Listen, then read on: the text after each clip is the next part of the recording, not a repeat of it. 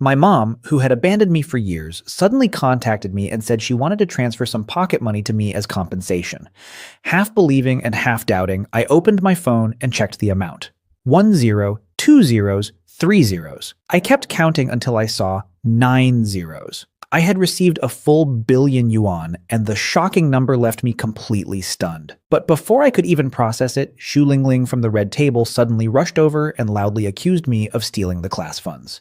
Anger instantly surged through me, and I shot back, "Just because I'm poor, you accuse me of stealing money? Just because I'm poor, you can frame me? Just because I'm poor, you can humiliate me whenever you want? I, Zhao Yang, may be poor, but I have integrity. I'd rather starve to death or freeze to death than do something so petty." My outburst stunned everyone. In their eyes, I had always been a quiet and honest person, and this was the first time they had ever seen me so agitated. The classroom instantly fell silent, and many people exchanged uncertain glances, not knowing what to say. After a moment, some classmates began speaking up. One of them said, "Yeah, but Zhao Yang has never done anything wrong before. He wouldn't steal money, would he?" Another said, "Xu Lingling, check again. Where did you put it? If you forgot, look again." Hearing people start to support me, Xu Lingling looked shocked. She immediately protested, "There's no way I forgot. Anyway, the money is gone, so what else could it be?" Just then, Xu Lingling's boyfriend, Zhang Yong, walked into the classroom. He claimed that I had taken the missing class funds, and Xu Lingling immediately acted as if she had found someone to back her up. Zhang Yong looked toward me, seemed to remember something, then glanced at me from the side and let out a cold laugh. "I thought I was seeing things earlier. Zhao Yang, it really was you." The other classmates didn't understand what he meant and immediately asked what he had seen. Zhang Yang said, "At noon, I saw our school's famously poor Zhao Yang go into that newly opened upscale restaurant on campus. The prices there aren't cheap. At lunch, he had happened to pass by the restaurant and saw me there. He had been wondering how I could possibly afford to eat at a place like that. Maybe he thought he was mistaken at first, but now he felt everything made sense." Looking at me confidently, he said, "I told you so. Let's see how you deny it now. You said the money wasn't yours? Then where did you get the money to eat at that fancy restaurant?" As soon as he said that, many classmates immediately became convinced that I had taken the class funds and was refusing to admit it. One person said, "Seriously, Zhao Yang, you shouldn't do something like this." Another added, "If you really needed money, you could have told us classmates. You can't do this." Someone else urged, "Zhao Yang, hurry up and return it before things get worse." I looked at them and said firmly, "I did go to a restaurant for lunch, but I paid for it myself. It has nothing to do with the class funds." Xu Lingling immediately challenged me. "Then where did you get the money to eat there? You must have used the class funds. You stole it." I frowned and replied, "What does it have to do with you where I got the money? Xu Lingling, you're meddling too much." After saying that, I sat back down in my seat. Soon, the first class of the afternoon began, and teacher Li Anqi entered the classroom. Before she could even start the lesson, Xu Lingling suddenly stood up and said, "Teacher, I have something to say." Li Anqi looked at her and asked, "What is it?" Xu Lingling immediately answered, "The class funds are missing. Zhao Yang took them." Li Anqi looked surprised. "What? Zhao Yang stole them?" Xu Lingling quickly repeated everything Zhang Yang had claimed to have seen. Then she implied, "He's poor. How could he possibly afford to spend money at a place like that?" I looked at them and said, "I know what you're thinking. You think there's no way I could afford to eat there." Li Anqi knew very well that the restaurant Zhang Yang mentioned was one of the more expensive places around the school. She couldn't help wondering how I could afford it. Had I spent all my remaining living expenses? Still, she also knew my character. I immediately said, "I spent my own money. I didn't steal any class funds. What evidence do you have that proves I took it?" Li Anqi knew I didn't have much money, but she also knew my nature. No matter what happened, I wasn't someone who would do such a thing. However, Xu Lingling refused to let it go. With a sarcastic expression, she said, "Still won't admit it, huh? Then do you dare let me search you?" I immediately shot back, "What right do you have to search me?" Xu Lingling sneered and said, "Why are you acting so guilty, Zhao Yang? If you didn't take it, then don't be afraid. Let me search you. That'll prove your innocence and earn teacher Li Anqi's approval." Without waiting, Xu Lingling began searching my pockets. She searched for a long time, but couldn't find a single cent on me. Seeing that, Li Anqi quietly breathed a sigh of relief. Then Xu Lingling suddenly said, "Of course he doesn't have it on him. He must have hidden it." After saying that, she grabbed my backpack and dumped everything inside onto the floor. As the contents spilled out, a thick stack of red banknotes appeared among them. Xu Lingling immediately grabbed the money and held it high above her head, as if she was afraid someone might not notice it. I froze for a moment. Then I suddenly remembered that last night after dinner, I had gone to the bank and withdrawn some money for myself. I didn't even have a wallet, so I had simply stuffed the cash inside one of my books. How could I have forgotten about it? Looking at the money in Xu Lingling's hand, I immediately said, "This is my money." Xu Lingling looked at me with complete disdain and sneered, "Your money? Where did you get this money? Everyone knows what kind of person you are. Now that you've been caught red-handed, what else do you have to say?" Standing nearby, Li Anqi was also stunned. She usually knew exactly how much money I had because she was the one who gave me my living expenses. Over the past 2 days, I had spent a lot on taxis and restaurants, so there was no way I should still have that much cash left. She never expected to see so much money in my bag, and her expression immediately turned cold.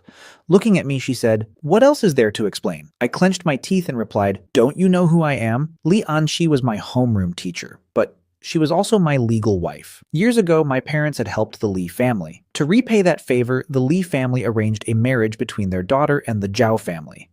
As soon as I came of age, Li Anqi had been forced to register a marriage with me. Ever since my parents disappeared, I had been living with her. However, Li Anqi had always disliked our relationship. Before she could say anything else, some classmates immediately reacted. "Zhao Yang, how dare you call Teacher Li by her name? Are you crazy?" Another person said, "Who do you think you are? How could Teacher Li possibly know what kind of person you really are? You can know a face but not a heart." Someone else added, "Are you still trying to argue? How does the teacher know who you really are?" Shu Lingling shook her head and said coldly, "I'm really disappointed in you." I immediately replied, "I didn't steal the money." Li Anqi suddenly slammed her hand against the podium and shouted, "Even now you still refuse to admit your mistake? Get out! I don't have a student like you."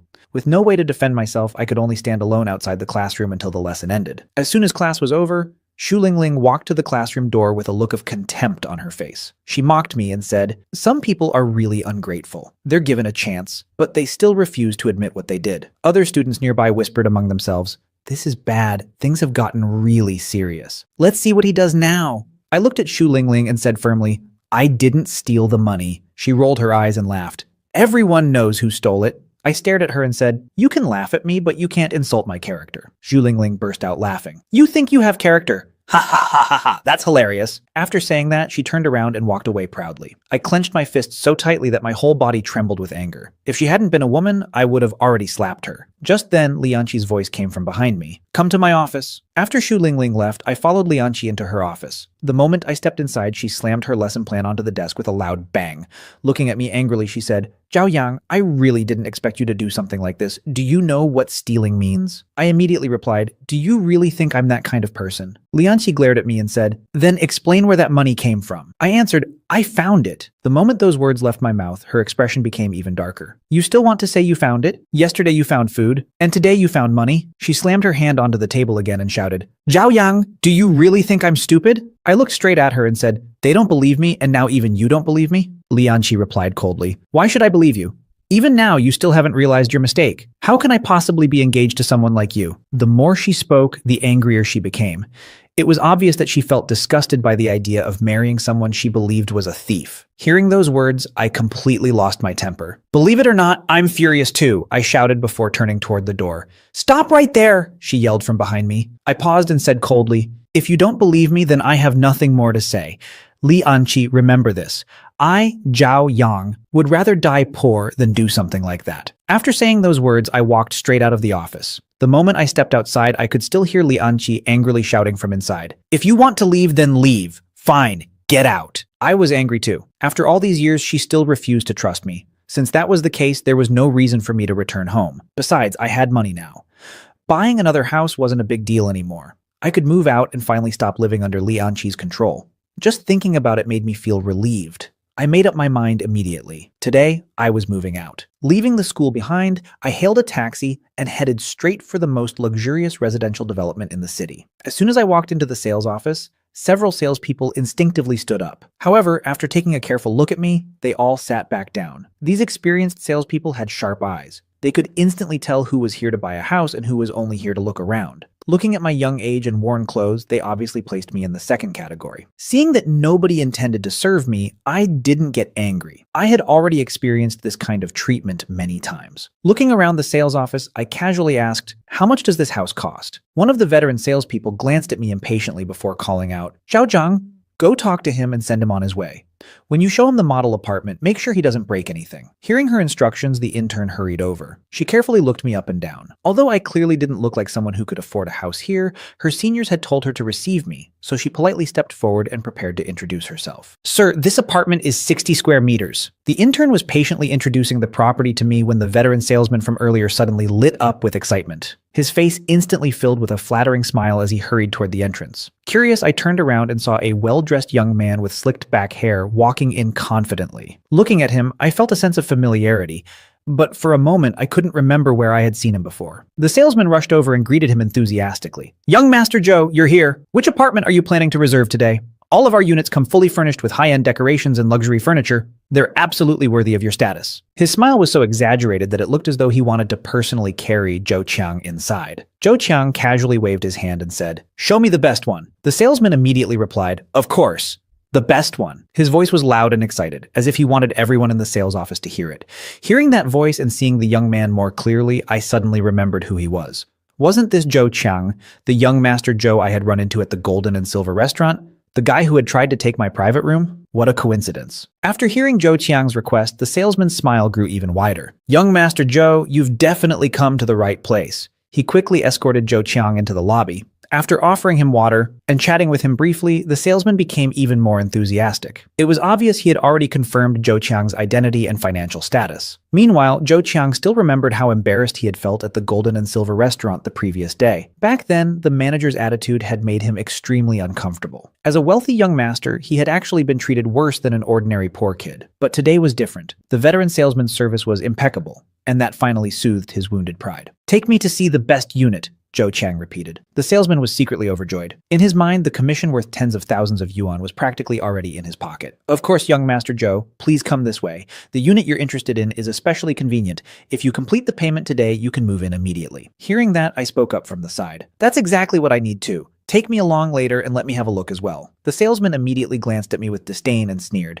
"You should first think about whether you can even afford it." I frowned and asked, "Didn't I arrive before him? Why can he see it but I can't?" The salesman looked at me mockingly and replied, "Can you compare yourself to him? Young Master Joe is one of our VIP clients." As soon as those words were spoken, Zhou Qiang looked in my direction. The moment he saw me, he froze slightly and immediately straightened up. Staring at me with surprise, he said, "What? You know him?" I looked at the veteran salesperson and said, "I'm not here to use your Wi-Fi, and I'm not just wandering around." Then I turned toward the intern. "Xiaozhang, haven't you finished introducing the place yet?" Before she could answer, the veteran salesperson impatiently waved his hand and said, "Tell him to leave already. Young Master Joe hasn't even seen the house yet." I frowned and asked, "Why won't you let people view the properties here? Do you think this is some exclusive restaurant?" Hearing that, Zhou Qiang immediately looked at me with a mocking smile and said, "Not everyone is as blind as Manager Li." Then he turned to the salesperson and added, "He wants to see it? Fine, take him with us. Let him look around and give up on his unrealistic dreams. He's addicted to showing off anyway." After saying that, Zhou Qiang strode confidently toward the interior of the building. Since he had already spoken, the veteran salesperson couldn't refuse. He glared at me impatiently and said, "Then follow us. What a troublesome day." Without saying anything else,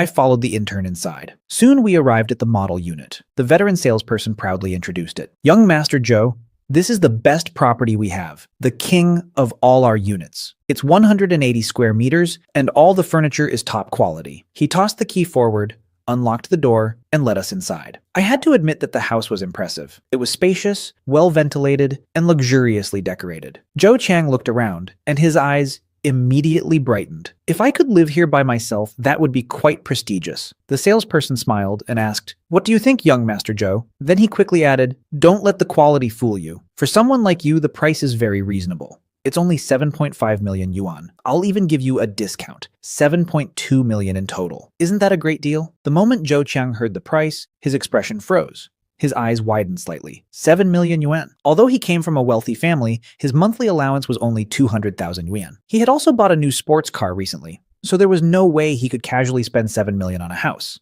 Still, he couldn't admit that. Losing face in front of everyone was the last thing he wanted. The salesperson kept smiling and said, "For someone like you, this amount of money should be nothing. The important thing is living comfortably, right?" Zhou Qiang forced a smile and replied, "Yes, but this house..." Instead of finishing his sentence, he began wandering around the property, obviously searching for excuses. After a while, he pointed around the room and said, "I'm not very satisfied with the location. It's in the city center, and there's too much traffic every day. I don't even see parking spaces." The salesperson immediately answered, "There's no need to worry about parking. We have private garages." Then he enthusiastically added, "In fact, including the house and garage, the total is only 8 million. Hearing that number, Zhou Qiang nearly shouted, 8 million. He couldn't even afford 7 million, let alone 8. Still unwilling to admit the truth, he quickly said, The lighting isn't very good either. And I don't like this sofa. I hate leather furniture. Also, the marble floor is too hard. What if I accidentally fall and break my leg? By this point, the veteran salesperson completely understood what was happening. He carefully looked Zhou Qiang up and down before saying, "Young Master Zhou,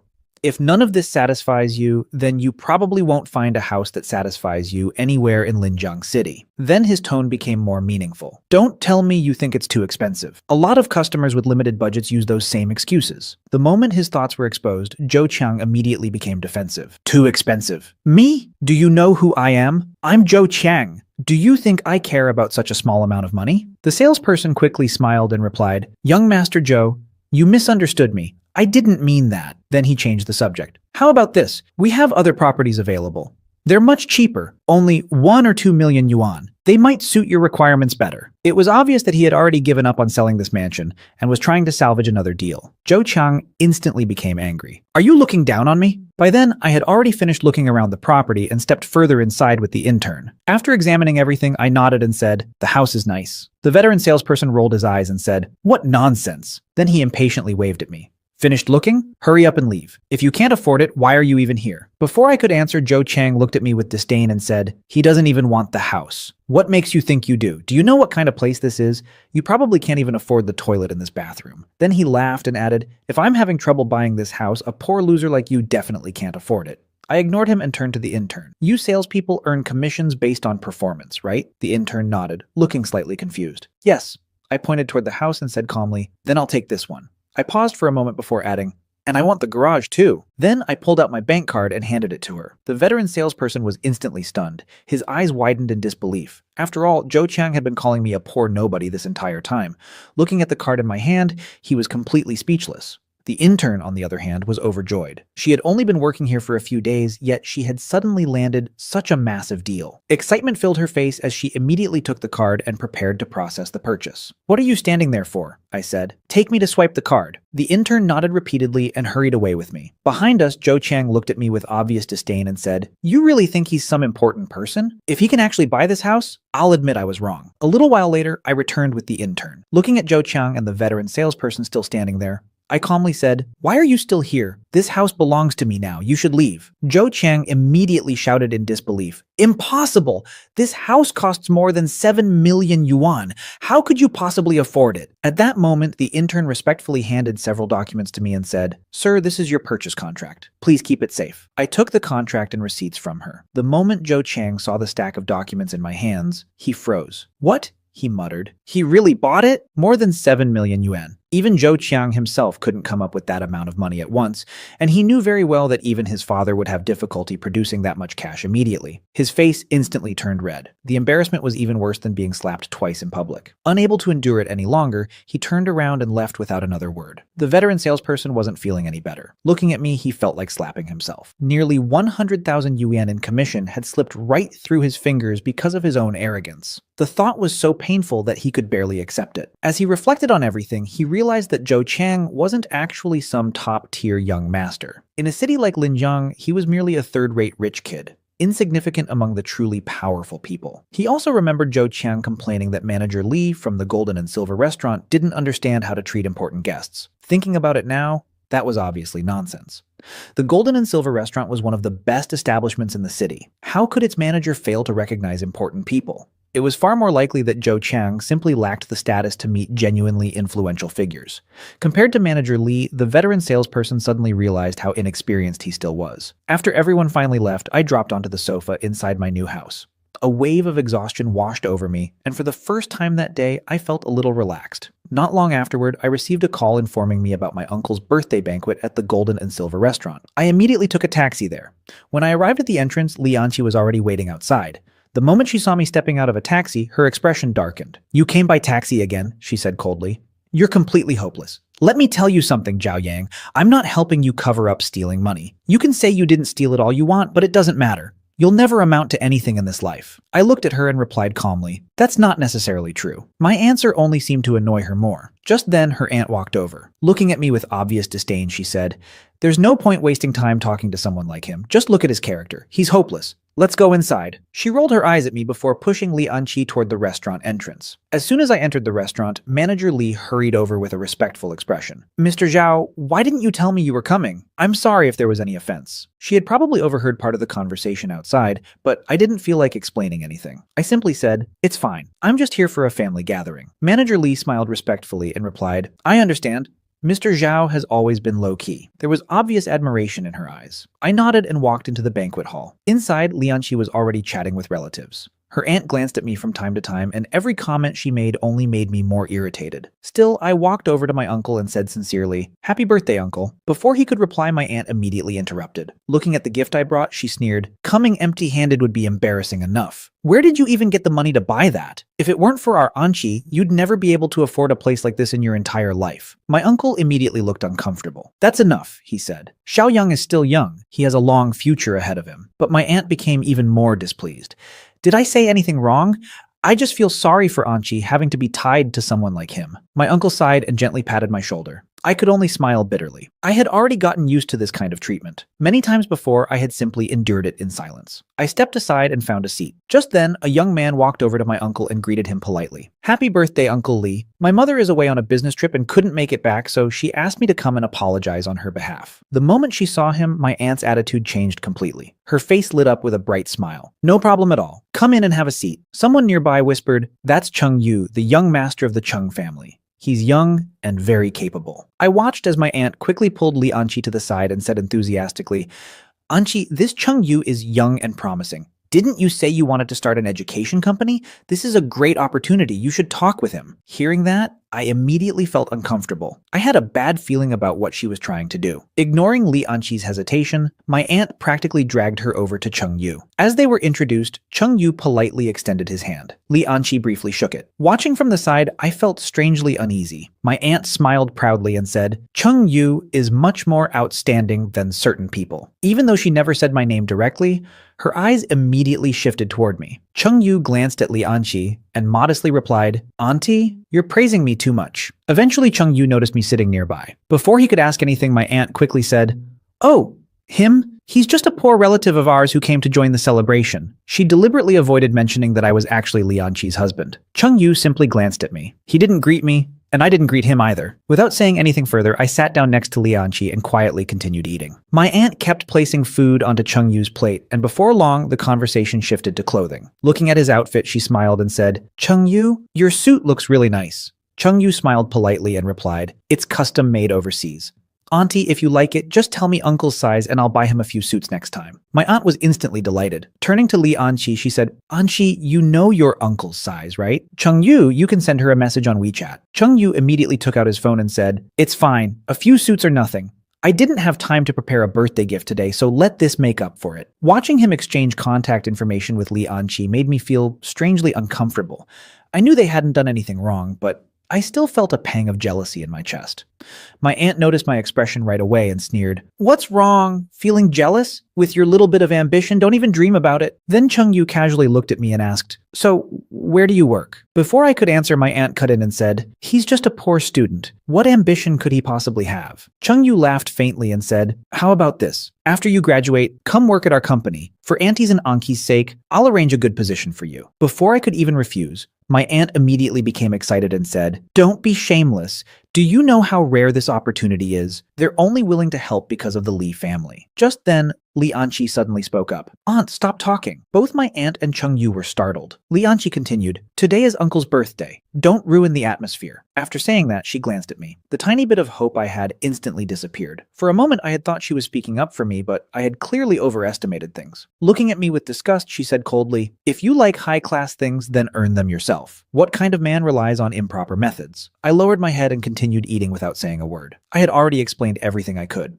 There was no point repeating myself. Just then, Manager Li suddenly walked over and looked at me before saying, "Xiao Zhao, the payment for the favor you did for us last time hasn't been fully settled yet. This is the rest of it." He placed a thick stack of cash in front of me. I smiled faintly. "What payment?" Everyone at the table immediately looked over with curiosity. Manager Li continued, "Last time you came over, I only paid half of what I owed you, remember?" As he spoke, he gave me a subtle wink. I immediately understood that he was trying to help me save face. Unfortunately, my aunt completely misunderstood the situation. She looked at me and sneered, "Just a moment ago, Chung Yu was trying to introduce you to a proper job. And now we find out you're working as a waiter. What a loser." Chung Yu smiled and added, "A job is a job after all. How about this, Xiao Zhao? If work gets tiring, just come eat at the restaurant and put it on my tab." Then he confidently patted Manager Li on the shoulder and said, "Manager Li, you have to give me some face." Manager Li merely smiled without responding. I looked at the stack of cash in front of me, then at Chung Yu's smug expression, and finally at the contempt on my aunt's face. My eyes eventually landed on Lianqi, who had turned her face away. In the end, I left the cash on the table and chose not to explain anything.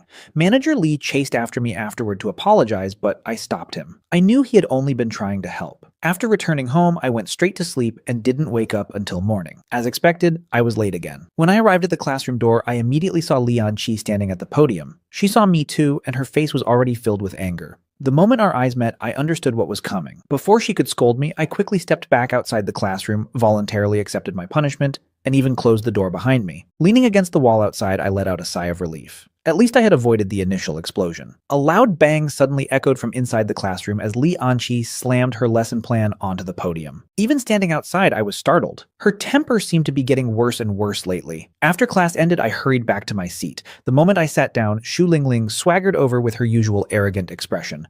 Looking at me, she mocked, "Zhao Yang, you still have the nerve to come to class? If I had done what you did, I'd be too embarrassed to show my face." Zheng Yang immediately chimed in, "Exactly. Using class funds to eat and drink extravagantly and then acting like nothing happened? That's shameless." Xu Lingling nodded and added, "We just don't have skin as thick as his." I finally couldn't stay silent anymore and snapped, "The two of you should stop talking nonsense." Zhang Yang scoffed and said, "What? You dare to do it, but you're afraid people will talk about it?" Just then, a commotion came from outside, and before long, Lianqi returned to the classroom. Her voice instantly silenced everyone. Looking directly at Xu Lingling, she asked, "Xu Lingling, are you absolutely certain that Zhao Yang took the class funds?" Xu Lingling immediately replied confidently, "Teacher, I'm sure it was Zhao Yang." Zhang Yang quickly added, "That's right, teacher.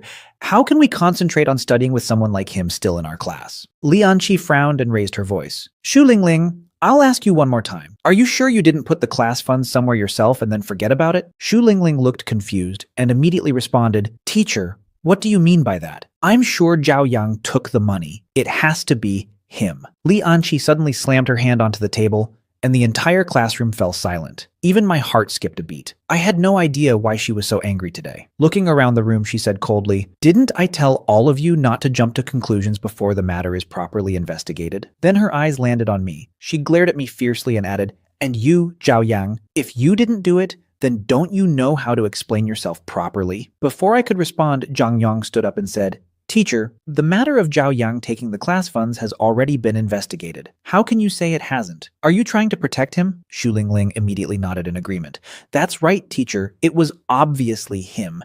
You can't protect him just because he's poor and pitiful." "Enough!" Lianqi's voice exploded across the room. She stared directly at Zhang Yang and said, "Who gave you permission to speak?" Then she suddenly pulled out an envelope and slammed it onto the podium. Looking at Xu Lingling, she said, "Xu Lingling, come here and take a look at this. I just found it in the office." The moment Xu Lingling saw it, her face changed. She hurriedly said, "Teacher, it wasn't me, it was Zhao Yang.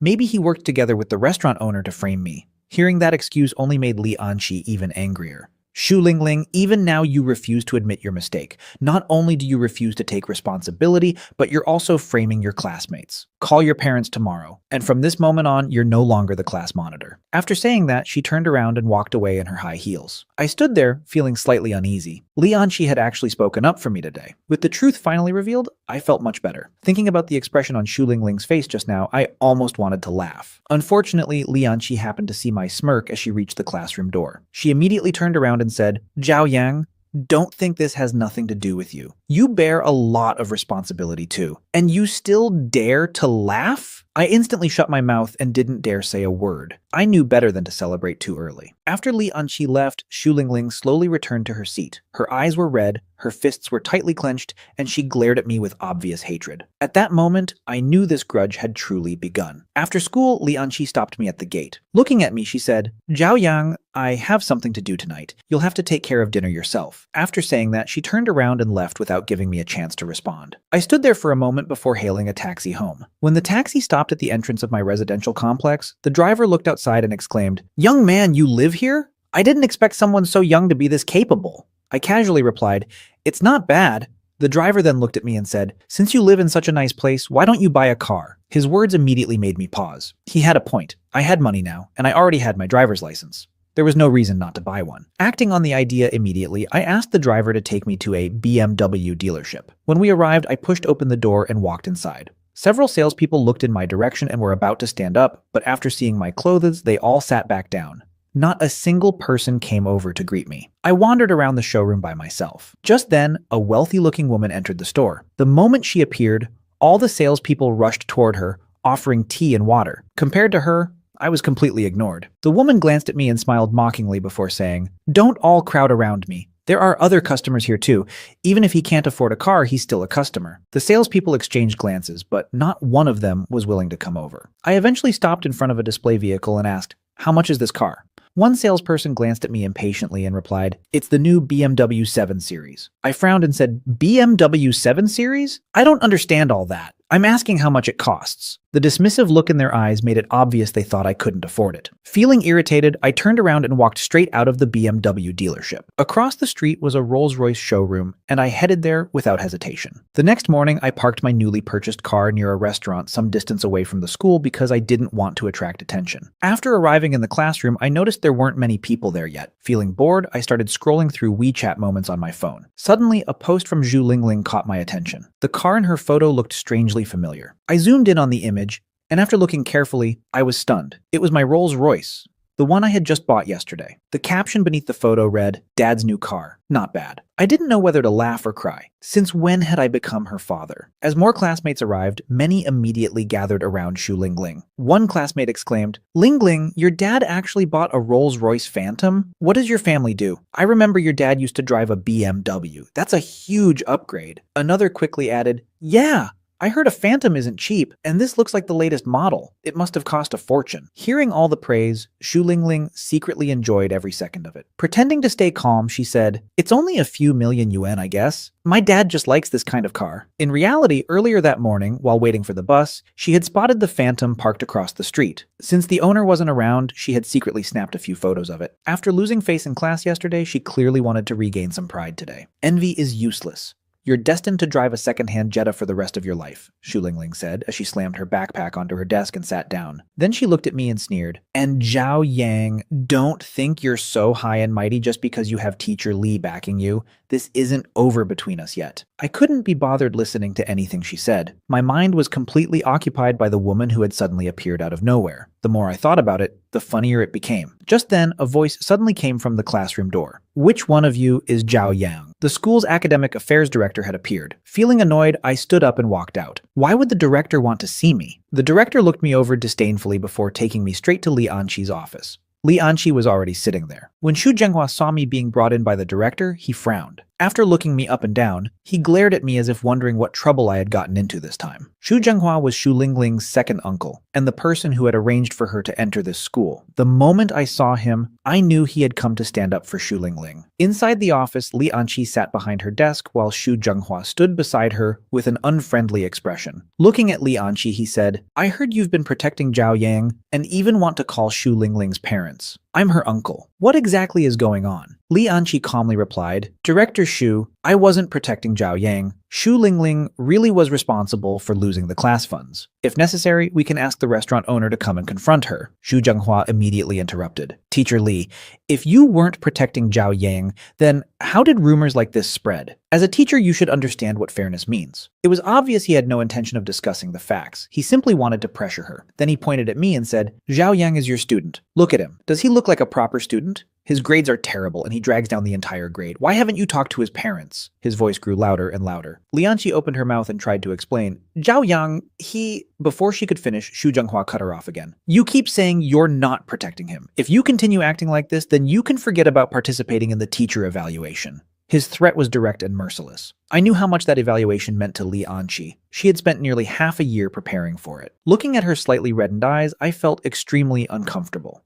No matter what, she was still my wife. Seeing her being bullied like this made my chest tighten with anger. Xu Zhenghua wasn't finished yet. Looking at me, he said, "And you, Zhao Yang, just because you come from a poor background doesn't mean everyone has to pity you. You're a student. You're here to study, not to play the victim." He lectured us for a long time before finally leaving. Once he was gone, the office became quiet. Li Anqi rubbed her forehead and looked exhausted. Then she glanced at me and said, "The director is already gone. Why are you still standing here? If your grades were better, would there be so many problems?" After saying that, she shooed me back to class. I wanted to say something, but in the end, I stayed silent and left. After school, I originally wanted to wait for her and leave together. I even wanted to comfort her after everything that had happened. Unfortunately, she left before I got the chance. With nothing else to do, I went to pick up my car. Just as I got inside, my phone rang.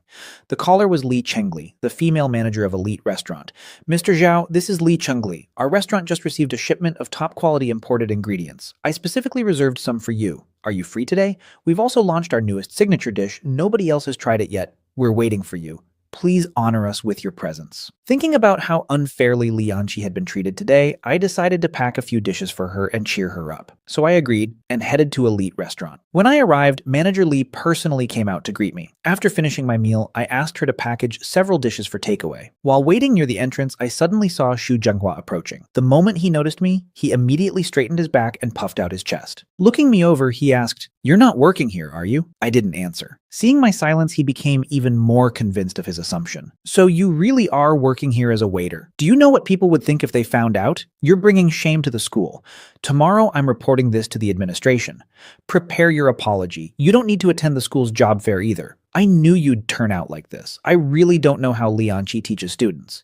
Hearing that, I immediately replied, "Being a waiter is a legitimate job. How exactly is that a stain?" Xu Zhenghua's expression darkened. "What do you know? You still dare to talk back? Believe me, I can put a major disciplinary mark on your record." The angrier he became, the harsher his words grew. "And that Li Anqi," he continued, "I really don't know what kind of second-rate teacher's college she graduated from. She can't even manage a single student properly." The moment I heard him insult Li Anqi again, my own temper flared up. Looking directly at him, I said, "Teacher Li is very good. What does my job have to do with Teacher Li?" Xu Zhenghua immediately sneered. "Look at this. This is the kind of student Li Anqi teaches, talking back to school staff without any respect." Then he pointed at me and said coldly, "You still dare to argue with a teacher? You'll be punished tomorrow." After a brief pause, he added, "And Li Anqi won't escape responsibility either. She's your homeroom teacher. You think someone at her level deserves to be called an excellent teacher? She's not even qualified to be a teacher." I didn't expect Li Anqi to get dragged into this again. Not wanting to make things worse for her, I forced myself to stay silent and could only glare at Xu Zhenghua. When he saw the look in my eyes, he snorted coldly and said, "What are you staring at? You really have no manners." Then he looked at me with undisguised contempt. "Even after you enter society, you'll never amount to anything." Just then, a Mercedes-Benz pulled up outside the restaurant. The door opened, and Zhou Chang stepped out before slowly walking toward us. "Director Xu, what's going on?" he asked. "Why are you so angry?" The moment Xu Zhenghua saw him, his attitude changed completely. He quickly put on a smile and greeted him warmly. "Young Master Zhou, I just ran into a troublesome poor student." Then he pointed at me and continued,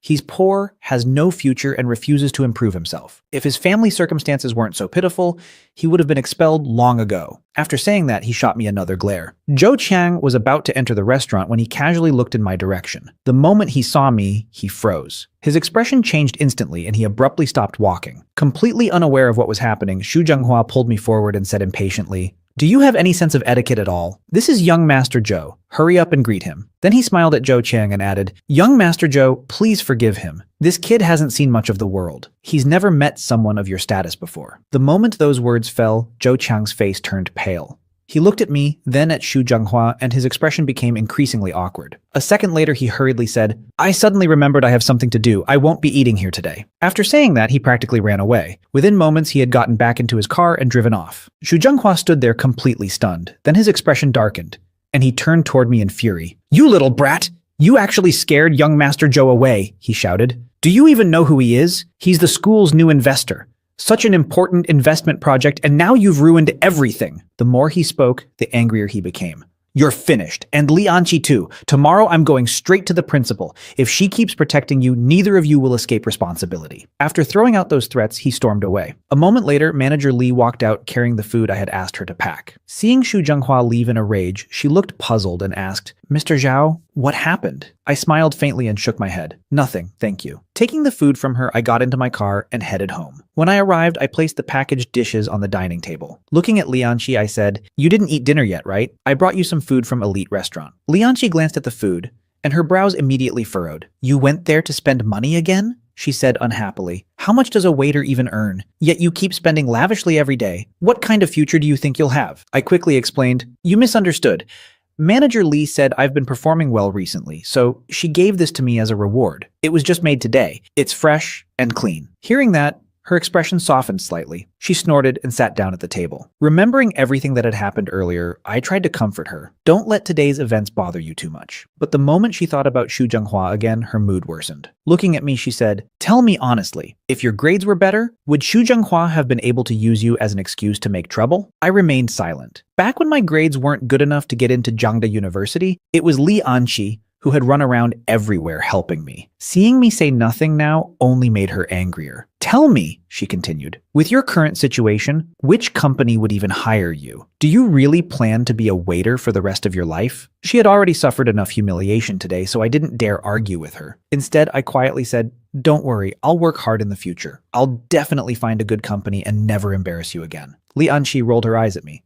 Then she suddenly remembered something and said, "The school's job fair is in a few days. You'd better perform well. Don't make me lose face in front of everyone again." After saying that, she stood up, returned to her room, and slammed the door shut. I could only let out a helpless sigh. I was already rich, but that didn't change Li Anqi's opinion of me at all. Even if I told her the truth, she probably wouldn't believe me. The next morning, Li Anqi and I went to school together. Not long after class started, Xu Zhenghua appeared at the classroom door once again. "Zhao Yang, come out here!" The moment she heard that, Xu Lingling immediately looked delighted. It was obvious that Xu Zhenghua had already told her about what happened with Zhou Qiang yesterday. Her eyes were filled with anticipation, as if she couldn't wait to see me get into trouble.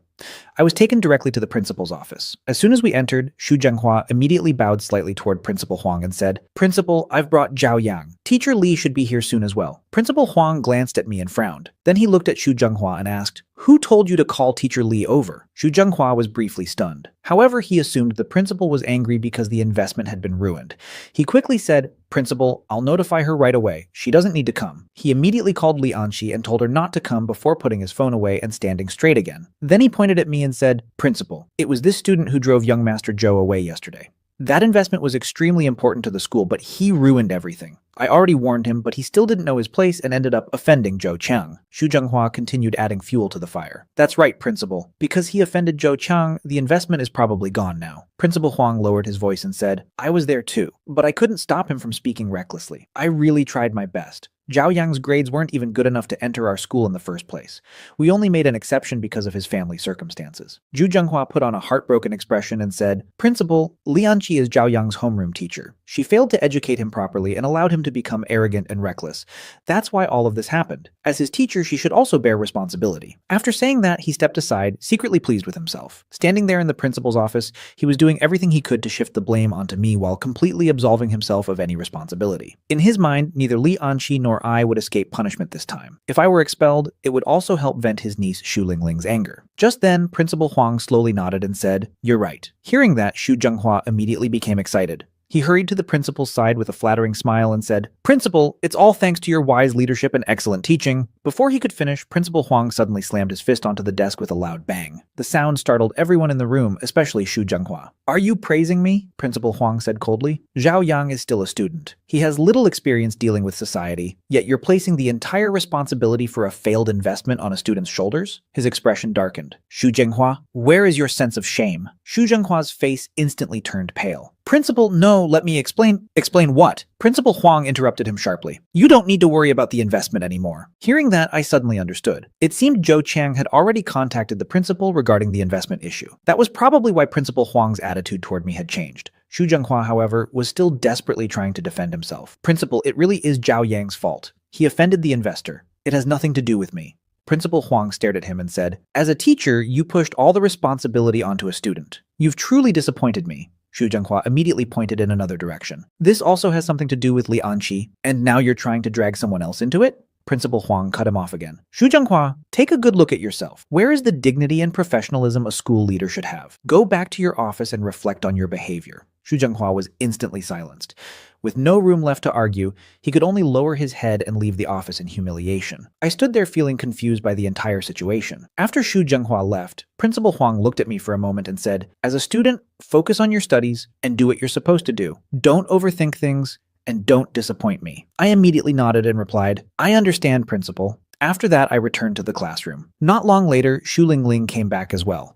The moment she saw me sitting in my seat, she raised her voice and shouted, "Zhao Yang, how dare you still come back to class? You ruined such a huge investment for the school and you still have the nerve to sit here." Her words instantly caught everyone's attention. The entire class became curious. "What investment?" someone asked. "Lingling, what happened?" Seeing everyone gather around her, Xu Lingling immediately became excited. "Our school has been looking for investors recently," she said proudly. "I heard that if the investment goes through, the school's ranking and status will rise dramatically. It might even become comparable to top universities." Then she glanced at me with obvious disdain. "But now it's all ruined because of Zhao Yang. He offended the investor and caused everything to fall apart. Who knows when the school will find another investor?" Hearing that, many students became upset. "Seriously?" one student said. "Some people are only good at causing trouble." Another added, "No way. We never heard anything about this." Someone else looked confused and said, "Zhao Yang is just an ordinary student. How could he even know an investor, let alone offend one?" Several students nodded in agreement. "That's right. Are you sure you heard correctly?" Seeing that nobody believed her, Xu Lingling immediately raised her voice. "Of course I'm sure.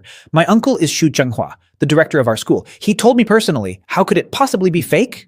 Zhang Yang immediately jumped in to support her. "That's right. I can testify. It's true." The classroom instantly erupted into discussion. "Wait, Lingling, your uncle is Xu Zhenghua?" someone asked in surprise. "Why have you never mentioned that before?" Another student said enviously, "That's amazing. I'm so jealous." Listening to everyone's reactions, Xu Lingling became even more proud. "Zhao Yang, why did you provoke the investors? Look at what you've done now. You've dragged all of us down with you." One classmate pointed at me angrily. "Your poor grades and refusal to study are your own problems, but why should they affect our future? Don't you know that the school's ranking affects our job opportunities after graduation?" Another student immediately added, "That's right.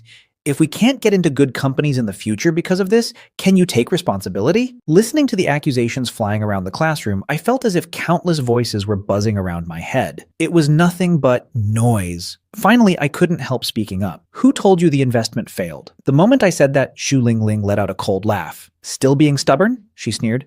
"You know exactly what happened. Don't think you're safe just because you're still sitting in the classroom. The school leadership is probably discussing how to expel you right now." Looking at her, I couldn't help thinking she was completely ridiculous. Xu Lingling pointed at me and continued, "Enjoy yourself while you still can. My uncle already said this incident had a huge impact on the school. The fact that they're only expelling you and not making you pay compensation is already letting you off easy." However, after waiting and waiting, no disciplinary notice ever came. Xu Lingling was clearly becoming restless. Soon class began, and Li Anqi walked into the classroom. The moment she entered, Xu Lingling immediately raised her hand. Li Anqi glanced at her and said impatiently, "What is it now?" Xu Lingling stood up and pointed at me. "Teacher Li Anqi, Zhao Yang ruined the school's investment and caused such a huge disaster. Why is he still allowed to sit in the classroom?" Then she continued loudly, "This time, Zhao Yang affected the entire school. We can't just pretend nothing happened." Li Anqi's expression immediately darkened. "Xu Lingling, what nonsense are you talking about?" Xu Lingling refused to back down. "Teacher, I'm not making things up. Zhao Yang offended the investors because he didn't understand how the world works." Then she repeated everything Xu Zhenghua had told her. After listening, Li Anqi frowned even more. "I've never heard anything about that." "Teacher, it's true," Xu Lingling insisted. "Enough!" Li Anqi suddenly slammed her lesson plan onto the desk. The entire classroom fell silent. Looking directly at Xu Lingling, she said, "Didn't I already tell you not to jump to conclusions before a matter has been properly investigated?" Her voice became even colder. "Stop spreading rumors based on hearsay. You're students. Your priority should be studying. Don't you understand that?" Li Anqi's scolding echoed through the classroom. Nobody dared to say another word. Xu Lingling could only sit back down unwillingly. No matter how much she thought about it, she couldn't understand why Zhao Yang seemed completely unaffected after causing what she believed was such a huge problem. After school ended, I waited for Li Anqi outside the school gate. When she came out, she didn't even look at me and walked straight ahead. I quickly caught up and said, "Let's go out for dinner tonight. I've already made a reservation." Li Anqi didn't even slow down. "I have something to do tonight," she replied coldly. Then she looked at me with obvious dissatisfaction. "Were all the things I told you before just a waste of breath? Just because you suddenly have a little money, you think you can spend it however you want? At this rate, what kind of future do you think you'll have? This restaurant is already expensive, and now you've booked such a great table. It It must have cost a fortune, right? My aunt said, her smile growing wider and wider. Chung Yu smiled calmly and replied, as long as Auntie likes it, that's all that matters. It really wasn't expensive. Even Chung Yu hadn't expected that he would be able to get such a premium private table. Before long, one exquisite dish after another was served, and my aunt couldn't stop praising them. After chatting for a while, Chung Yu finally brought up what he really wanted to discuss. Auntie seems very busy lately. I've sent her several messages, but she hasn't replied. My aunt was briefly stunned before quickly speaking on Li Anqi's behalf. She's been busy with her educational institution recently. She barely has any free time. Hearing that, Chung Yu immediately straightened his back and said, what a coincidence. Our company has been looking into investing in educational institutions recently, and that project happens to fall under my supervision. My aunt's eyes instantly lit up. Really, Xiao Yu? Then she eagerly added, you have to help Anqi if you can. She had been looking for an opportunity to bring the two of them closer together, and now one had practically fallen into her lap. Chung Yu smiled confidently and said, for Auntie's sake, investing in Anqi's institution is definitely possible. Recently, I've been handling most of the company's affairs anyway, so approving an investment wouldn't be difficult. My aunt looked even more impressed. Your father is already letting you manage the company? Chung Yu nodded proudly. Yes, my dad hopes I can take over as soon as possible. Hearing that, my aunt became even more excited. These days, most rich kids only know how to spend money and have fun. How many of them are as capable and reliable as you? Chung Yu smiled modestly and replied, Auntie, you're praising me too much. The more my aunt looked at him, the more satisfied she became. Then, as always, she suddenly thought of me. Her expression immediately darkened. It's such a pity, she sighed. A good girl like Auntie ended up tied to Zhao Yang, a beautiful flower stuck in cow dung. The more she talked, the angrier she became. Look at Zhao Yu, then look at that Zhao Yang. He's not young anymore, yet he has absolutely no ambition. He's poor and refuses to improve himself. The moment he got a little money, he didn't even know how to behave. Just mentioning my name was enough to make her grit her teeth. Ever since the last banquet, she had been furious because I hadn't given her any face. Around that time, I arrived at the restaurant. After showing my reservation information, a waiter respectfully led me inside. I had reserved VIP table number 1. However, the moment I got close, I discovered that 2 people were already sitting there. Even the waiter looked surprised. He quickly walked over and politely asked, Sir, are you a guest at this table? Chung Yu nodded and replied, Yes. What's the problem? As he was speaking, my aunt looked up and spotted me standing nearby. Her expression instantly soured. Why do I keep running into him everywhere? She muttered irritably. Then she glared at me and said, What bad luck. Looking me up and down, she added sarcastically, How did you even get into a place like this? Did you find another part-time job here? I slowly walked over. Before I could say anything, my aunt raised her hand and interrupted me. Don't call me Auntie. Her face was full of contempt. What? Is the salary from Jinyin restaurant not enough anymore? So now you're working here too? With how extravagantly you spend money, you'd probably starve to death if you didn't keep taking extra jobs. Then she pointed toward Chung Yu and scolded, Young Master Chung is sitting right here, and you don't even know how to greet him properly. You have no manners at all. Before I could respond, Chung Yu smiled faintly and said, It's all right, Auntie. I won't lower myself to argue with a student. My aunt immediately nodded. Exactly. Xiao Yu is too generous to stoop to his level. What a spineless brat. Then she turned toward the waiter and said angrily, Isn't this supposed to be a high-end restaurant?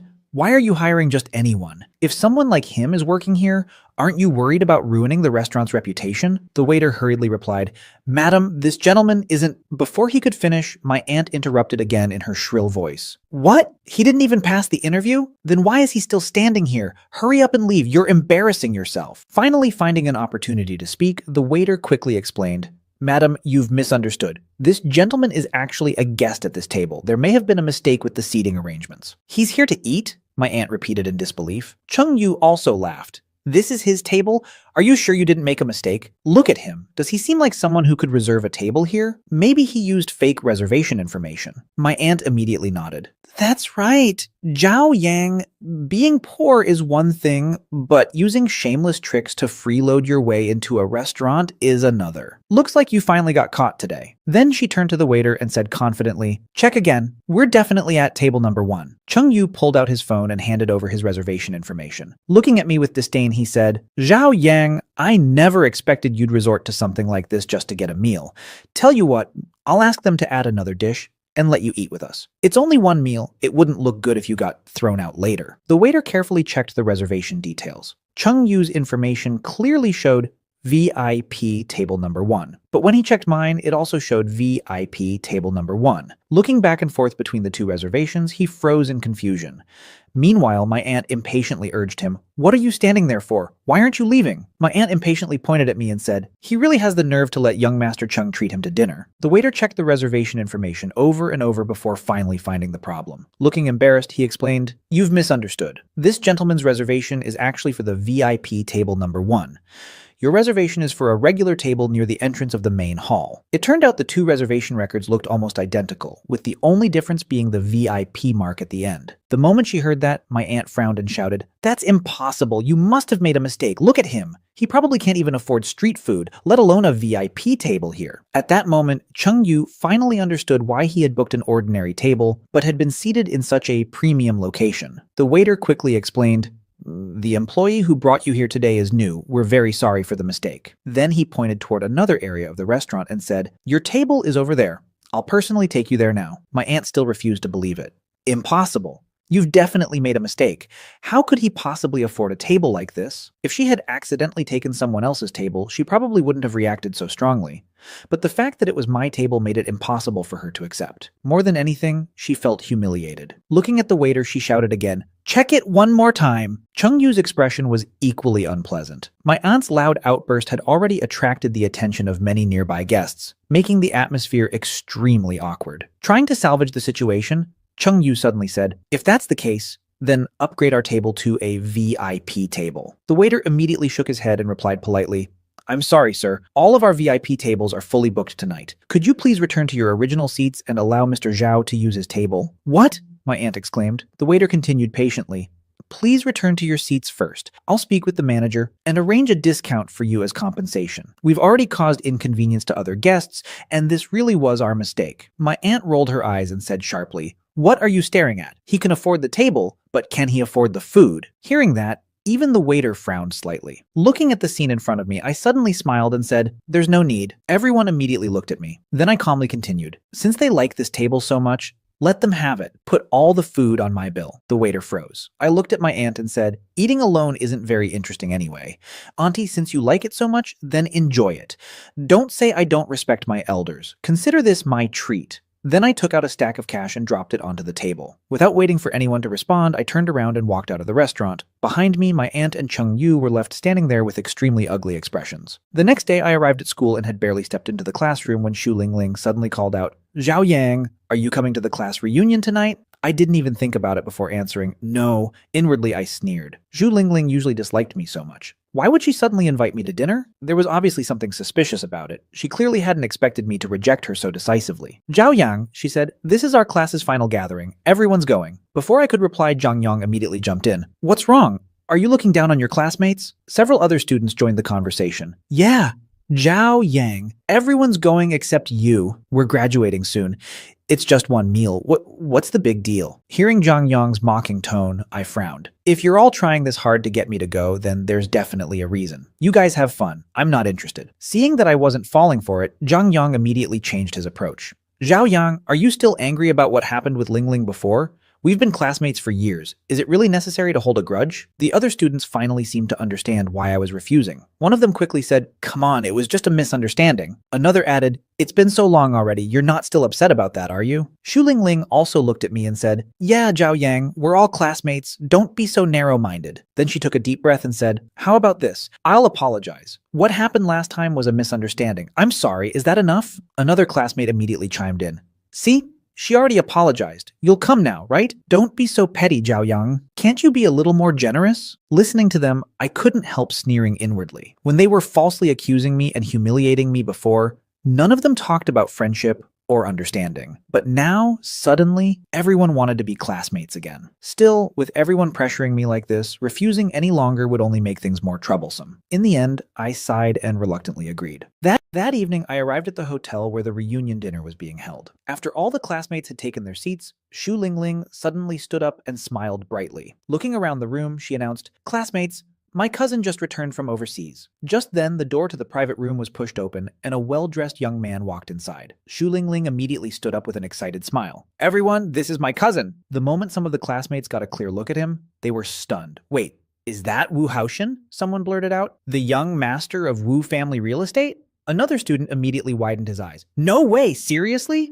Seeing everyone recognize him, Xu Lingling became even more smug. She lifted her chin proudly and said, "That's right. Wu family real estate belongs to my cousin's family." The moment she confirmed it, the entire room became even more lively. "Lingling, your cousin is actually young Master Wu. You have such an amazing cousin and never told us? That's incredible." Surrounded by everyone's admiration, Wu Haoxian simply smiled and greeted the room politely. "Hello, everyone." Then he looked around at the private room and frowned slightly. "This room is a little too small. Let's move somewhere bigger." He smiled casually and added, "Since you're all Lingling's classmates, that makes you my friends too. Tonight's meal is on me." The room instantly erupted with excitement. As expected of the Wu family, young Master Wu is really generous. He can casually pay for a meal like this without even blinking.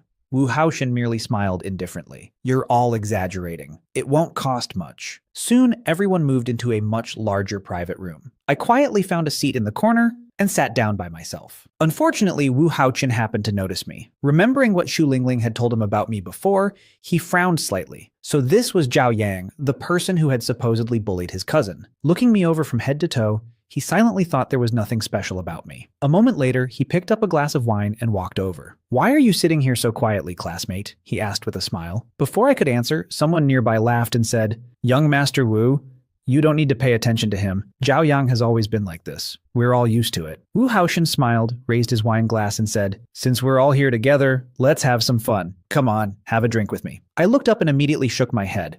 "Sorry, I don't drink." The truth was that I had deliberately driven here tonight so it would be convenient to go home afterward. If I drank, I wouldn't be able to drive back. Of course, I couldn't tell them that, so I simply refused. The moment those words left my mouth, Zhang Yang immediately became unhappy. "Zhao Yang, what do you mean by that?" he said loudly. "Young Master Wu is offering you a drink, and you won't even accept. Do you really think you're somebody important?" Wu Haoxian smiled on the surface, but there was already a trace of displeasure in his eyes. "I don't mind," he said lightly, "but aren't you ruining everyone's mood a little?" It was obvious he felt offended. After all, very few people dared to reject him so directly. Seeing the atmosphere becoming awkward, I frowned and reluctantly picked up a glass of water. "I'm really sorry," I said. "I honestly can't drink alcohol. Let me apologize to everyone with water instead." Before I could even take a sip, Wu Haoxian suddenly slammed his wine glass onto the table. Without another word, he turned around and walked back to his seat. In his eyes, I clearly didn't know my place. Zhang Yang immediately pointed at me and started criticizing me again. "Zhao Yang, you're way too arrogant," he shouted. "Young Master Wu only asked you to have a drink. He wasn't asking for your life. You really don't know what's good for you." Meanwhile, Wu Haoxian simply waved his hand and looked at me with obvious disdain. "Forget it," he said coldly. "If he doesn't want to drink, then don't force him." The meal continued, but the atmosphere around me became noticeably colder. Eventually, dinner came to an end, and everyone began preparing to leave. Just then, Zheng Yang stood up and went to the restroom. However, he didn't return for a long time. When he finally came back, his expression looked nervous and flustered. Zhu Lingling immediately noticed something was wrong. "Why were you gone so long?" she asked. "What happened?" Zheng Yang hesitated before speaking. "After I finished using the restroom, I ran into a couple of thugs." His voice grew weaker as he continued. "They bumped into me first, and they were already cursing at me. I couldn't help talking back a few times." "Then what happened?" Xu Lingling quickly asked. Zhang Yang swallowed nervously. "Then they told me to wait here." The more he spoke, the less confident he sounded. Nothing bad should happen, right? They were the unreasonable ones first. After finishing, he cautiously looked toward Wu Haoxian. Wu Haoxian simply smiled and waved his hand dismissively. "It's nothing." Leaning back in his chair, he said confidently, "The owner of this place is a friend of mine. As long as I'm here, who would dare cause trouble? Don't worry about it." The door to the private room was suddenly kicked open with a loud bang.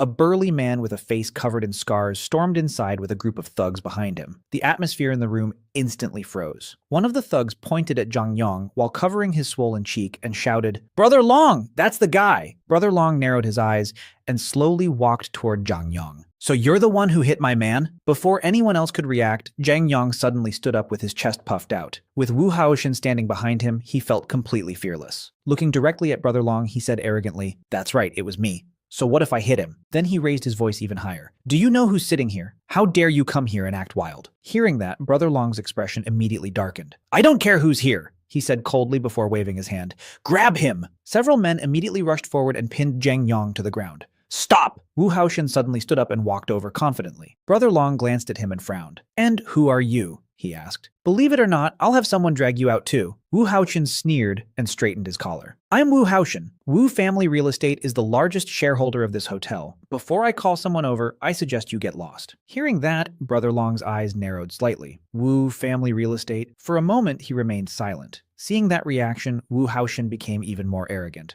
That's right. If you know what's good for you, get your people out of here immediately. Zhang Yang immediately thought the situation had been resolved. Standing behind Wu Haochen, he grinned smugly and shouted, "What are you waiting for? Do you think you can afford to offend young Master Wu?" Sitting quietly in the corner, I watched everything unfold. Looking at Zhang Yang's behavior, I couldn't help feeling that he perfectly embodied the arrogance of someone who bullied others by relying on powerful connections. After thinking for a moment, Brother Long finally spoke again. Fine. I can let him go. Then his expression turned cold. But he beat my brother, so he has to give us an explanation. Wu Haochen immediately understood what he meant. How much do you want? He asked while taking out his wallet.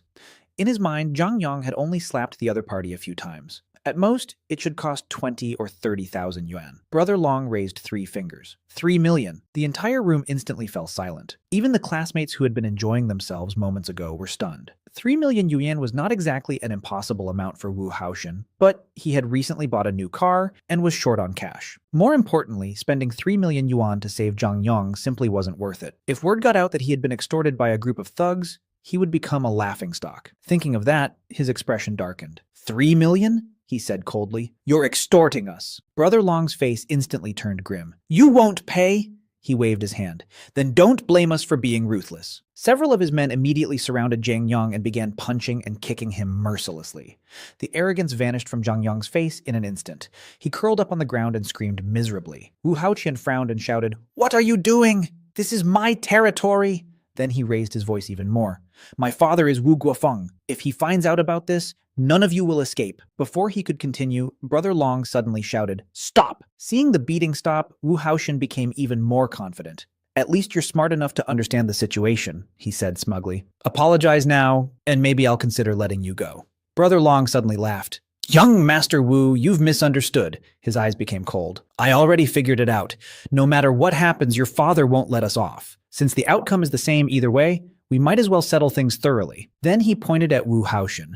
Saving him is impossible, but letting you take a beating with him is still an option. The moment those words fell, several thugs rushed forward and pinned Wu Haochen to the ground as well. From the very beginning, Brother Long had already disliked his arrogant attitude. Wu Haotian's face turned pale. What are you doing? My father will never let you get away with this, Brother Long sneered. Then let him come find me afterward. He waved his hand again. Beat them. The next moment, fists and kicks rained down on both Zhang Yang and Wu Haochen. Their screams echoed throughout the private room. You just wait! Wu Haochen shouted between screams. My father definitely won't forgive you. Hearing the threat, Brother Long merely ordered his men to hit harder. The rest of the classmates were completely terrified. Not a single person dared step forward. Meanwhile, I remained standing in the corner and quietly watched. Honestly, seeing Zhang Yang get beaten up gave me a certain sense of satisfaction. Someone like him had caused trouble for so many people that a lesson wasn't entirely undeserved. However, I hadn't expected things to escalate this far. If the beating continued, someone could end up seriously injured. No matter what, Zhang Yang was still my classmate. After hesitating for a moment, I finally stepped out from the corner. One of the thugs immediately pointed at me and shouted, What? You want to get involved too? I ignored him and walked directly toward Brother Long. Then I leaned slightly closer and quietly said in his ear, 3 million is fine. Let's talk outside. Brother Long immediately froze. He looked me up and down carefully before following me out into the corridor. His eyes were filled with suspicion. Even Wu Haochen had hesitated when faced with 3 million yuan. Yet this poorly dressed young man had agreed without blinking. For the first time, Brother Long felt uncertain. Looking at me carefully, he wondered if I might actually be far more powerful than the Wu family. Remaining calm, I said, 3 million isn't the issue. You already know who Wu Haochen is. If this situation truly spirals out of control, things will become troublesome for everyone. Sometimes it's better to stop while you're ahead. I calmly handed Brother Long a bank card number and said, Transfer the money there. Once you get it, there won't be any trouble afterward. Brother Long quickly gave me the account information. Less than a minute later, 3 million yuan had been transferred into his account. Looking at the deposit notification on his phone, he was completely stunned. For a moment, he just stared at the screen in disbelief. Seeing his reaction, I frowned slightly and asked, What is 3 million too little? I was even wondering whether I needed to add more. Hearing that, Brother Long's heart nearly jumped out of his chest. 3 million yuan transferred without hesitation? He wouldn't dare ask for another cent. He hurriedly put away his phone and was about to head back into the room when I stopped him. Looking at him, I said quietly, "This matter stays between the two of us. I don't like being too high profile." Brother Long was stunned again, spending 3 million yuan to save someone and not even wanting credit for it. But after thinking about it, he suddenly felt that truly powerful people were probably like this. They didn't need attention or recognition. Nodding quickly, he replied, "I understand. I'll keep it low-key." Then the two of us returned to the private room together. The moment we entered, Brother Long immediately raised his voice and said, "Forget it. Let them go this time." His underlings looked confused, but none of them questioned him. Brother Long then walked over to me and said respectfully, "Brother, if you ever need anything in the future, just call me." After saying that, he led his men away. The moment they left, the room fell into complete silence. Every classmate looked stunned. Then one after another, they rushed over.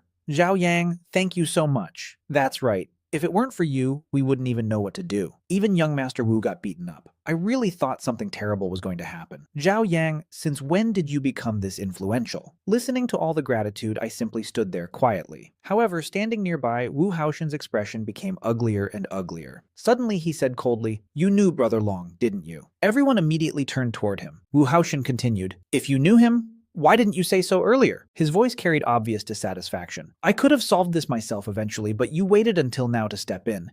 Did you deliberately want to watch us embarrass ourselves?" Then he pointed at Zhang Yang and added, "Look at him. He's your classmate. How could you just stand there and watch him get beaten up?" The moment those words fell, Xu Lingling immediately joined in. "That's right! Zhao Yang and Zhang Yang are your classmates. We've known each other for years. How could you be so heartless?" Wu Haoshen nodded and continued fanning the flames. "Even if you wanted to teach him a lesson because of past misunderstandings, you didn't need to use a method like this." Xu Lingling also shouted, "Exactly! If you knew those people, then you should have stepped forward from the beginning.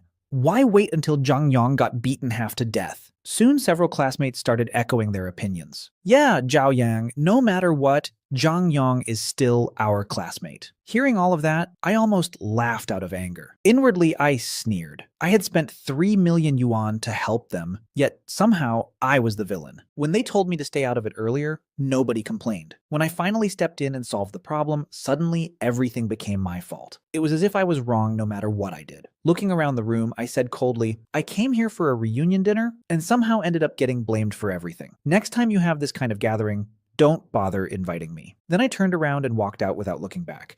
Honestly, if I had known things would end like this, I would have rather stayed in the corner and watched. At least that would have saved me 3 million yuan and a lot of trouble. After I left, many of my classmates gradually realized that what I said actually made sense. Wait, Zhao Yang was the one who got Brother Long to let everyone go. Yeah, if Zhang Yang hadn't gone outside and started trouble, none of this would have happened. Why are we blaming Zhao Yang? Hearing those discussions, Wu Haoshen became even angrier. In his mind, everyone acting as if Zhao Yang had saved him was the greatest humiliation of all. Did he, Wu Haoshen, really need Zhao Yang's help? The more he thought about it, the more resentful he became. Meanwhile, I drove home while holding back my frustration. The moment I walked through the door, I saw Li Anqi sitting on the sofa with a cold expression. My heart immediately skipped a beat. Carefully walking over, I asked, "What happened?" Without looking at me, Li Anqi said, "My aunt wants us to have dinner with her tomorrow night. We're going together." After saying that, she stood up and returned to her room. Only after her door closed did I finally breathe a sigh of relief. But then, another thought crossed my mind. My aunt had never liked me. Why would she suddenly invite me to dinner? The next afternoon, Li Anqi and I arrived at the restaurant together. The moment we walked in, my aunt immediately waved enthusiastically at Li Anqi with a bright smile on her face. However, the smile froze the instant she noticed me standing beside her. "You came too?" she asked awkwardly. At the same time, I noticed Cheng Yu sitting beside her. Everything suddenly became clear. This wasn't a family dinner at all. My aunt had obviously arranged this meeting to bring Li Anqi and Cheng Yu together.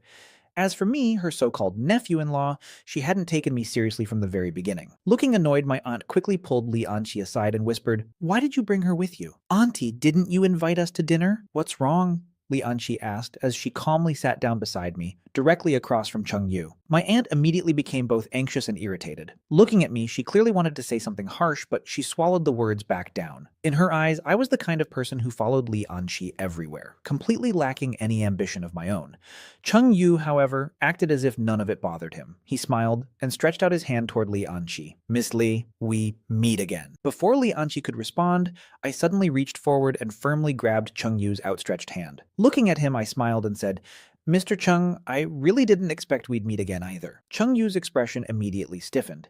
He quickly pulled his hand back and frowned. Soon the dishes began arriving one after another. My aunt immediately picked up a piece of food and placed it into Li Anqi's bowl. "Anqi, this is the restaurant's signature dish. Xiao Yu specially ordered it for you. Hurry up and try it." Before Li Anqi could even react, I reached over with my chopsticks, picked the food out of her bowl, and stuffed it into my own mouth. After chewing for a moment, I nodded and said, "Not bad. It's actually pretty delicious." Young Master Chung really knows how to order food. Li Anqi immediately shot me an annoyed look. "All you know how to do is eat." Chung Yu glanced at me with obvious disdain before turning back to Li Anqi. "Miss Li, our company will be recruiting at your school tomorrow. If you're interested, or if there's anything you need help with, feel free to tell me." Then he smiled and added, "Last time I was only joking. If you ever want to join our company, I'd be happy to help." Before Li Anqi could respond, I immediately interrupted. "You should at least know your own value before talking about joining someone else's company." My aunt instantly glared at me in anger. Then she forced a smile and looked at Li Anqi. "Anqi, didn't you say recently that there were some financial matters you didn't understand? Xiao Yu definitely knows all about those things. Let him explain them to you." Chung Yu smiled modestly. "If there's anything you don't understand, I'd be happy to help." I immediately spoke up again. "Young Master Chung seems very knowledgeable. I happen to have a lot of questions too. Why don't you explain them to me first?" The moment I opened my mouth, my aunt's expression darkened. It was obvious that no matter what they talked about tonight, I was going to interrupt. Finally, she could not hold back anymore. Looking at me, she shouted, "Shut up!" I calmly looked back at her and said, "Auntie, weren't you always saying I lacked ambition? Young Master Chung is so outstanding. I'm just trying to learn from him." My aunt clenched her teeth, shot Chung Yu an apologetic glance, then suddenly stood up. Looking at me, she said, "Zhao Yang, come outside with me." I looked at the food in front of me and replied, "What is it now? I haven't even finished eating." "Come out right now," she snapped. Without waiting for my response, she grabbed my arm and dragged me outside. The moment we reached the corridor, my aunt exploded. "Do you know what you're doing?" she demanded angrily. "Chung Yu and Anqi were discussing important matters." I immediately laughed. "Important matters? You just want to create an opportunity for Chung Yu to get close to Anqi, don't you?" My aunt snorted coldly. "Look at yourself first. Do you really think you're worthy of Anqi?" Hearing that, I clenched my fists. "Auntie, you're an elder. Don't you think that's a bit too much?" "Too much?" she said mockingly. "You're completely useless. Not only can't you help Anqi, but now you want to ruin her future too. Do you know what kind of status Chung Yu has? Helping Anqi would be effortless for him. If she stays with you, she'll suffer for the rest of her life." I was stunned for a moment. "What future are you talking about?" My aunt looked at me as if I were hopeless. "You don't even know. Anqi has been busy setting up an educational institution recently. Right now, she urgently needs investment. Chung Yu can solve that problem with a single sentence, but you insist on interfering." Hearing that, I finally understood. So this was what Li Anqi had been busy with all this time. Just as I was thinking about it, the restaurant door opened, and both Li Anqi and Chung Yu walked out. Looking annoyed, Li Anqi said, "Auntie, something suddenly came up. I'm leaving." My aunt was completely caught off guard. Before she could react, Li Anqi turned toward me and said impatiently, "Why are you still standing there? Let's go." Without saying anything else, I immediately followed her out. Behind us, my aunt hurriedly turned to Chung Yu and said apologetically, "Young Master Chung, I'm really sorry. Anqi has always been very focused on her career. Please don't take it personally." Chung Yu smiled politely and waved his hand. "It's all right. We can always meet again another time." On the surface, he appeared generous and understanding, but I could clearly tell that he was extremely displeased inside. The more I thought about him, the more annoyed I became. "Just wait until you fall into my hands one day. I'll make you regret everything." Trying to calm myself down, I turned toward Li Anqi and asked, "I heard you've been busy setting up an educational institution lately." Li Anqi frowned slightly and glanced at me. "My aunt told you that?" I looked straight at her and asked, "Just answer me. Is it true or not?" Her expression immediately turned cold. "So what if it is? And so what if it isn't?" Then she looked at me suspiciously and continued, "Don't tell me you're thinking about getting into my institution through my connections. Let me make this clear. Don't even dream about it. What you should be doing right now is preparing your resume and finding a decent job at the recruitment fair in a few days." I nodded and replied, "Okay, I understand. Although she never answered directly, the truth was already obvious. Knowing Li Anqi's personality, I understood that she would never casually accept investment or help from other people. I wanted to help her, but I couldn't do it openly. Just then, I noticed the restaurant ahead and suddenly had an idea. Stop the car up there, Ya So, I said. Li Anqi immediately frowned. What are you going to do now? I quickly made up an excuse. The restaurant manager just messaged me. They're really busy tonight and asked me to work overtime. Hearing that, Li Anqi looked disgusted. How much overtime pay can a waiter even earn? You're still going to work this late at night? That's all you're good for. Quit that job before you embarrass me again. After you find a proper job in a few days, then we'll talk. She stepped on the brakes at the intersection and stopped the car. Walk over yourself. I don't want people seeing me dropping off a waiter. After getting out of the car, I watched her leave before heading toward the restaurant. The moment I stepped inside, Manager Li Chengli spotted me and hurried over with a huge smile. Mr. Zhao, what an honored guest. Why didn't you call ahead? I would have prepared a private room for you. I raised my hand and smiled. I'm not here to eat today. Actually, I have a personal matter I'd like your help with. Ever since she learned that I was an incredibly wealthy heir, Li Chengli had been doing everything she could to build a good relationship with me. The moment she heard that I needed help, her eyes lit up. She knew her opportunity had arrived. Mr. Zhao, please speak freely, she said immediately. As long as it's within my ability, I'll definitely help you solve it. I nodded and got straight to the point. I want to establish an investment company. However, because of some special circumstances, I can't personally appear as the owner. So I'd like to know whether you have any trustworthy connections who could help me handle this. Before I could even finish speaking, Li Cheng immediately nodded and said, I understand. You wealthy families always like to use this kind of method to test a person's abilities, right? I smiled and replied, that's pretty much what it means. If you can handle this successfully, I might even consider letting you become the general manager. The moment he heard that, Li Cheng's eyes lit up with excitement. He looked thrilled as he assured me, Mr. Zhao, don't worry. Leave this matter to me. I've been a manager here for many years and have plenty of connections. Give me 3 days and I'll have everything arranged perfectly. I nodded and said, that would be for the best. The reason I wanted someone to establish an investment company was because of the educational institution Li Anqi was currently worrying about. Over the years, all my food, clothing, and daily expenses had been provided by her. Now that she was facing difficulties, it was time for me to repay her kindness. Having Li Cheng handle the matter was undoubtedly the most suitable choice. 2 days later, Li Cheng called me and said excitedly, Mr. Zhao, the matter you asked me to handle has already been taken care of. All that's left is for you to come and make the final arrangements. I was genuinely surprised and replied, that fast? It seems you really are efficient. Li Cheng laughed happily and said, not at all, Mr. Zhao, you flatter me. When working for you, this kind of speed is the minimum requirement. When do you have time to come take a look? Not wanting Li Anqi to keep running around because of this issue, I said, send me the address. I'll head over right now. Soon I arrived in front of a 5-story office building. Li Cheng was already waiting at the entrance. As soon as he saw me, he said, Mr. Zhao, this is the company I plan to acquire for you according to your requirements. What do you think? During our earlier discussions, I had already made it clear that the size of the company didn't matter. Speed was what mattered most, and direct acquisition was undoubtedly the fastest solution. Looking at the building, I asked, the entire building? Li Cheng nodded and replied, yes, if you feel it's not enough, we can look for another one. I shook my head and said, this is enough. The size of the company isn't important. He quickly agreed. Exactly. For an investment company, operational capability is what truly matters. Although their business performance is average, they have a complete and mature operating system. If we acquire them today, investments can begin immediately tomorrow. I nodded in satisfaction. That's even better. That's exactly the point I value. Li Cheng smiled and said, then I'll go bring the owner over so you can discuss everything face to face. I waved my hand and replied, go ahead, I'll look around first. While waiting, I casually wandered around the first floor and decided to take a look at the second floor. As I stood by the elevator, a young girl carrying a huge stack of folders came wobbling toward me. Suddenly, she lost her balance and cried out, ah! The folders were about to spill everywhere. Without thinking, I rushed forward and helped steady them. She let out a relieved sigh and said, thank you. I smiled and replied, you're welcome. Let me help carry those. Which floor are you going to? Taking the folders from her hands, I heard her say, sorry for troubling you. Second floor. I chuckled and said, what a coincidence. I'm going to the second floor too. Inside the elevator, she looked at me curiously and asked, I've never seen you before. You're probably not one of our employees, right? I shook my head. No, looking at how busy everyone is, business must be pretty good here. She forced a bitter smile and replied, not really. It's only average. Things aren't that great. The elevator arrived on the second floor. The moment we stepped out, a fat, big-eared man stormed toward us with an angry expression. Chen Shi, what are you doing? I told you to move those files and you're still so slow. Didn't you eat enough? The girl immediately stiffened. It was obvious she was afraid of him. Then the man noticed me. Pointing in my direction, he barked, "And who is this kid?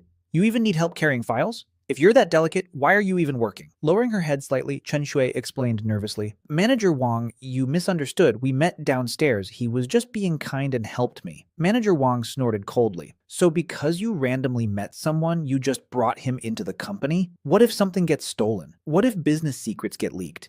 Can you take responsibility for that?" Chen Shui trembled and quietly said, "Manager Wang, Before she could finish, he interrupted her harshly. "What? Are you trying to argue with me? Let me tell you something. Forget about getting this month's bonus." The color drained from Chen Shui's face while Manager Wang looked extremely pleased with himself. Watching this unfold, I felt this man was completely unreasonable. Unable to stay silent any longer, I stepped forward and said, "Manager, I think you're going a little too far." He froze for a moment, then looked at me sideways and sneered, "Who the hell are you? How I manage my employees is none of your business." I calmly replied, "I'm only trying to say what's fair.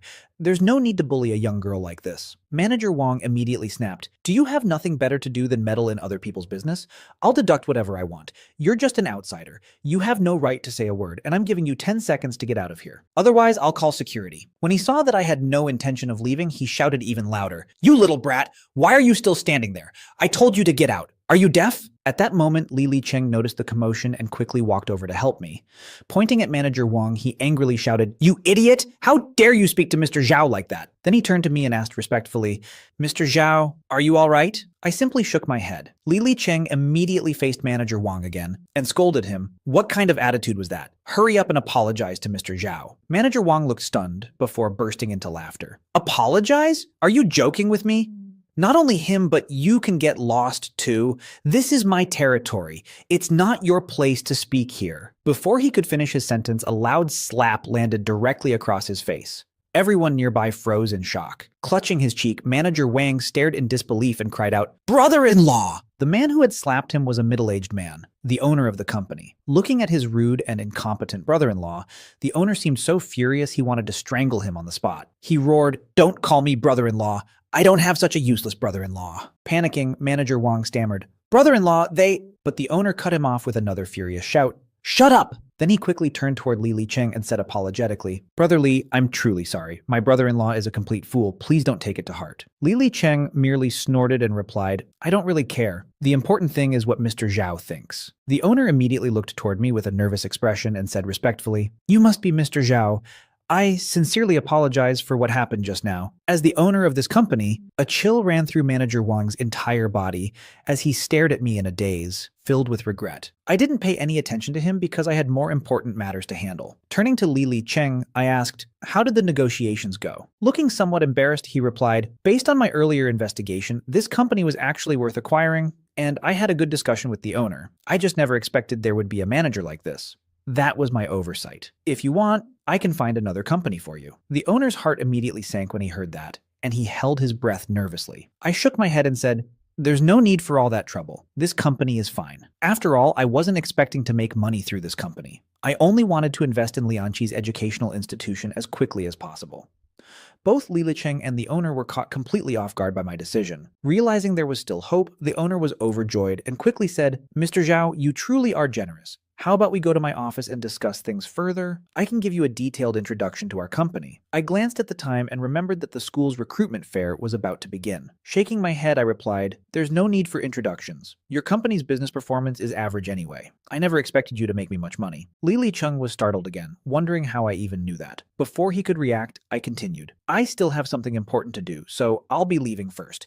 Manager Li, I'll leave the rest to you." Li Cheng immediately nodded. "No problem, Mr. Zhao. Don't worry, I'll take care of everything. By the way, what should we do with this guy?" As he spoke, he glanced toward Manager Wang. I replied casually, "Handle it however you see fit, and if things get too busy, let Chen Shui help manage the company." With that, I pressed the elevator button and stepped inside. The moment the doors closed, the entire floor erupted into shocked whispers. Li Cheng instantly understood my meaning and asked, "Which one of you is Chen Shui?" Chen Shui was still standing there in a daze, unable to process everything that had happened. Only after hearing her name did she snap back to reality and timidly answer, "I'm Chen Shui." Li Cheng nodded and announced, "From today onward, you'll be the general manager of this company." Chen Shui's eyes widened in disbelief. At the same time, Manager Wang finally realized disaster had truly arrived. Looking desperately at the owner, he cried out, "Brother-in-law, if she becomes the manager, what about me?" The owner sighed helplessly and shook his head. "This is all your own fault. The company doesn't belong to me anymore. I can't help you now. Figure it out yourself." Panicking, Manager Wang begged, "Brother-in-law, at least say a few good words for me. If I lose my salary, how am I supposed to repay my gambling debts and mortgage?" The owner coldly snorted, "I've already done more than enough for you. I won't help you anymore." Desperate, Manager Wang immediately turned toward Li Licheng and pleaded, "Brother Li, please." But Li Licheng's expression remained icy. "Even if you called me dad, it wouldn't help. Mr. Zhao was already generous enough not to hold this against you. You should be thanking heaven for that. As for this job, forget about it. Now get lost." He then called over security guards and had Manager Wang thrown out of the company. After leaving the investment company, I drove straight toward the school. Unfortunately, traffic jams slowed me down and wasted valuable time. During the drive, my phone suddenly rang. The moment I answered, Li Anqi's slightly angry voice blasted through the speaker. "Zhao Yang, where the hell are you? Don't tell me you forgot today's recruitment fair." I quickly replied, "I didn't forget. I'm on my way right now. I'll be there soon." Hearing that only made her voice rise even higher. "You're still on the road? The recruitment fair has already started and you still haven't arrived. Do you even care about your future? Do you want to spend the rest of your life serving dishes in a restaurant?" I sighed helplessly and said, "Bad luck. I got stuck in traffic. There's nothing I can do." Li Anqi coldly snorted. "If you had left half an hour earlier, would this have happened? You're always absent-minded. I honestly don't know what goes on inside your head all day." I couldn't help thinking, it's because I've been busy arranging your investment. Before I could explain, she sternly continued, "I'm giving you 15 minutes to appear in front of me. Otherwise, just wait and see what happens." The call ended immediately after that. Fortunately, I wasn't very far from the school anymore. Meanwhile, on campus, Li Anqi lowered her phone and shook her head in disappointment. Suddenly, a man's voice sounded nearby. "Teacher Li, did something troubling happen? Why are you standing here sighing all by yourself?" She turned and saw Cheng Yu walking toward her with a bright smile. "Hello, Mr. Cheng," she greeted politely, though her tone was noticeably cold. Cheng Yu smiled and said, "You still haven't answered my question." Li Anqi replied flatly, "That's my private business. It has nothing to do with you." Cheng Yu laughed. "I'm only asking because your aunt asked me to look after you a little. If I'm not mistaken, you're worried about investment funding, aren't you?" Although Li Anqi had indeed been busy seeking investors lately, that wasn't what was bothering her now. Still, Cheng Yu assumed she was simply being stubborn and continued, "Honestly, that's a very small matter for me. A few words from me and I could help you secure investment funding. There's no reason for you to stress over it. How about tonight we find a place to have dinner and discuss everything in detail?" "No." Li Anqi rejected him immediately, her voice cold and decisive. Cheng Yu's smile froze awkwardly. "Then perhaps we can talk about recruitment instead. Do you have any outstanding students you'd like to recommend? Any student you value will receive special treatment from our company." Li Anqi glanced at her watch and looked around repeatedly. It was obvious she wasn't listening to a word he said. At that same moment, I finally arrived at the school and began searching for her. After walking only a short distance, I overheard several female students whispering among themselves. "That's Cheng Yu from Chengxi Group, right? Yeah, his family is rich, he's handsome, and he's the definition of a rich and handsome prince. I saw him talking with Teacher Li. Do you think they're dating? Very possible. They're talented and attractive. They look perfect together. I'm so jealous of Teacher Li. I wonder when I'll meet a rich second-generation heir like that." Following their gaze, I spotted Li Anqi and immediately walked toward her. The girls noticed me heading in that direction and looked annoyed, as if a beautiful scene was about to be ruined by an unwelcome intruder.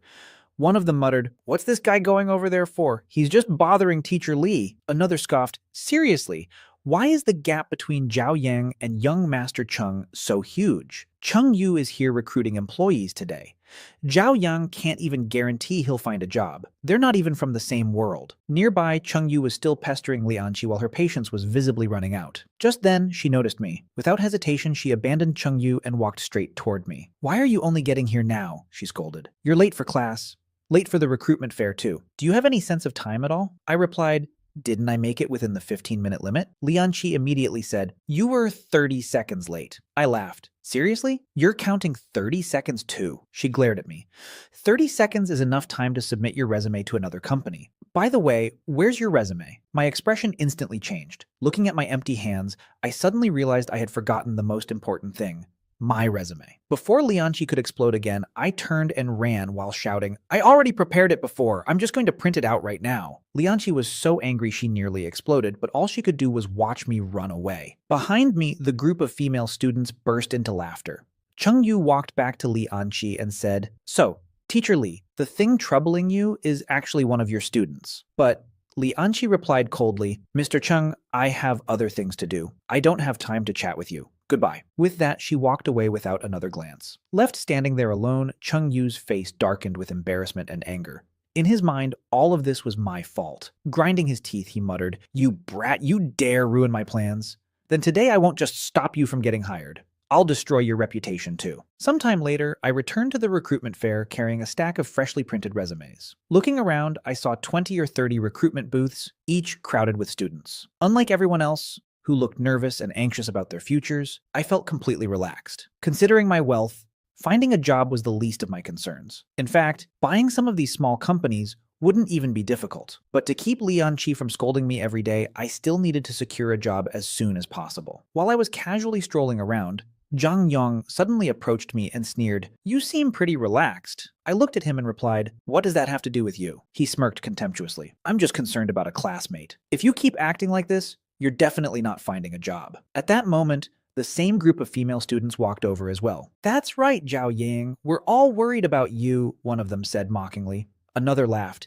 "If you fail to find a job and later we visit a restaurant only to see you serving us as a waiter, that'll be so awkward." "Forget awkward," another added. "That'll be embarrassing.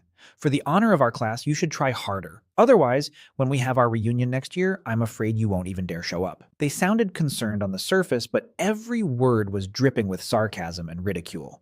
I couldn't be bothered arguing with them.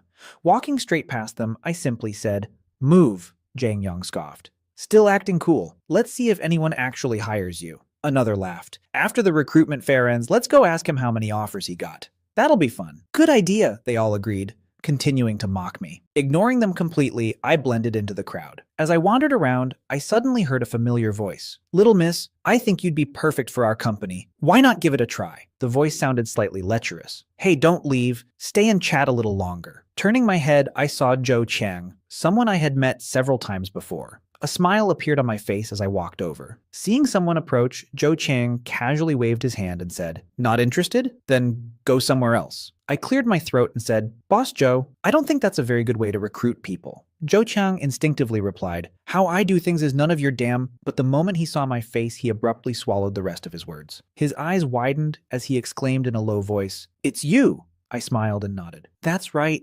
It's me. I'm here to apply for a job." The moment those words left my mouth, Zhou Chang's heart sank. Then he immediately forced a smile and said, "My apologies." "Let's go," Zhou Chang said abruptly before turning around and leaving. The interviewers looked at each other in confusion, but they could only follow his orders and leave as well. I was left standing there completely baffled. I couldn't understand why Zhou Chang seemed so eager to avoid me. At that moment, I couldn't help thinking that maybe I still wasn't being low-key enough. After walking some distance away, Zhou Chang finally stopped and let out a long breath of relief. Just then, a man in his 30s walked up beside him and curiously asked, "Young Master Zhou, what happened back there?" Zhou Chang glanced at him and said, "Manager who? Your Huasheng group is recruiting here too?" The man nodded. Yes, and our chairman places great importance on this event. As the HR manager, I came personally to take a look." Zhou Chang laughed. "Even a small campus recruitment fair gets that much attention? No wonder Huasheng Group has become the leading company in our city." Manager Hu smiled before asking again, "But I saw you run away from a student just now. What exactly happened?" Zhou Chang awkwardly scratched his head and sighed. "It's a long story." Manager Hu chuckled. "What kind of person could scare you like that?" Zhou Chang lowered his voice and replied, "To be honest, I don't know exactly who he is, but he's the kind of rich second-generation heir who can casually pull out nearly 10 million yuan. Just imagine what level of person that must be." Manager Hu was stunned. "Really? He looked pretty ordinary to me. He didn't seem rich at all." Zhou Chang immediately replied, "What? Are you doubting my judgment?" Manager Hu shook his head. "Not at all. Rich young masters recognize their own kind better than anyone. I just find it strange." Zhou Chang nodded knowingly. "Among wealthy heirs, plenty of them have weird hobbies.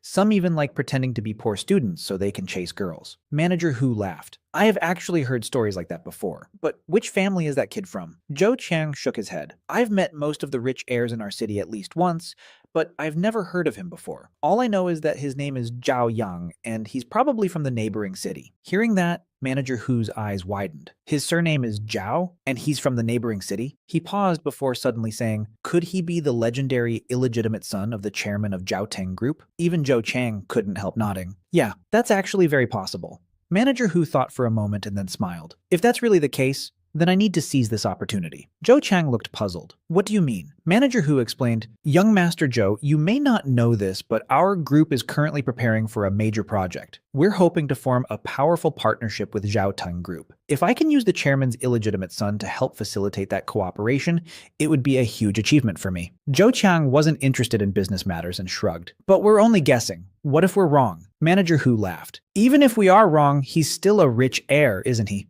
Building a good relationship with someone like that can never hurt. Zhou Chang smiled. You really are sharp. Manager Hu grinned and said, in any case, thank you for the information. I need to handle this quickly before another company recruits him first. Zhou Chang waved his hand. Go ahead. As Manager Hu walked away, he carefully considered how to approach me. After all, if I really was an illegitimate son, it would be an extremely sensitive matter that needed to be handled delicately. Meanwhile, I knew absolutely nothing about all of this and continued searching for opportunities. Suddenly, a familiar voice called out, Isn't this Zhao? If you're looking for a job, why not come take a look at our company? I looked up and saw Cheng Yu waving at me. Honestly, I didn't want to deal with him at all, but out of the corner of my eye, I noticed Li Anqi watching me from not too far away. For some reason, a chill ran down my spine. I had already visited several companies without any success, so I figured I might as well put on a show. Fine, I said, handing over my resume. Here's my resume. In reality, I had absolutely no intention of joining Cheng Yu's company. At that moment, I secretly glanced toward Li Anqi and noticed that after seeing me submit my resume, she finally turned and walked away. I instantly felt relieved. Standing across from me, Cheng Yu pretended to read my resume. Then, without warning, he suddenly shouted at the top of his lungs, Zhao Yang, aren't you the student who behaved improperly at school? I heard you even stole money before. The moment those words left his mouth, everyone nearby turned to look at me. My expression darkened immediately. I've never stolen money, I said firmly. Don't slander me. A barely noticeable sneer flashed across Cheng Yu's face before he loudly replied, This isn't something I made up. I heard it from several people, and those people are your classmates. Surely they know your character better than anyone.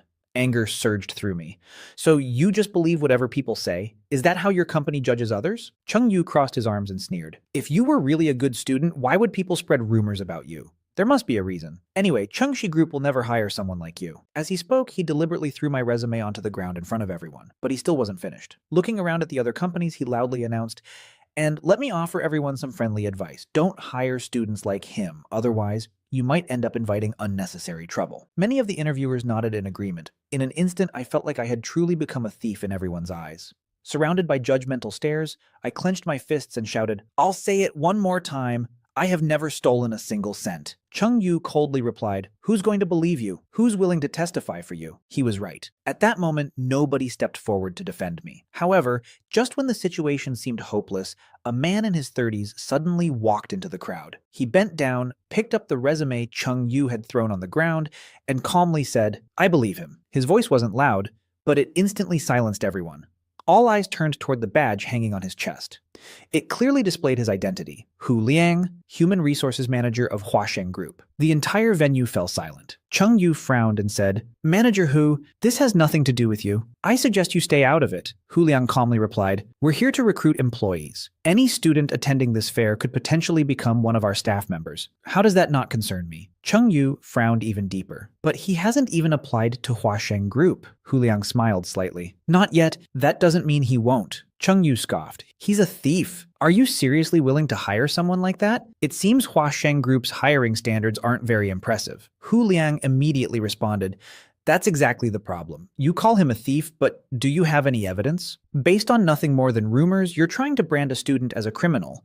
Don't you think that's reckless? Cheng Yu gritted his teeth. I never said he definitely stole anything, but if people are talking about it, then it deserves suspicion. We should be cautious. Hu Liang nodded. There's some truth in that. But your mistake was spreading those accusations publicly without conducting any investigation. Do you realize how much damage a careless statement can cause a student? You could destroy someone's future. You could erase more than 10 years of hard work and turn it all into ashes. Cheng Yu looked completely unconcerned. If his efforts can be destroyed that easily, then maybe he simply didn't work hard enough. Hu Liang's expression turned cold. Of course you'd say that. You're the young master of Chengxi Group. You were born into wealth and privilege, with your future guaranteed from the start. It's easy for someone like you to look down on others and say they didn't work hard enough.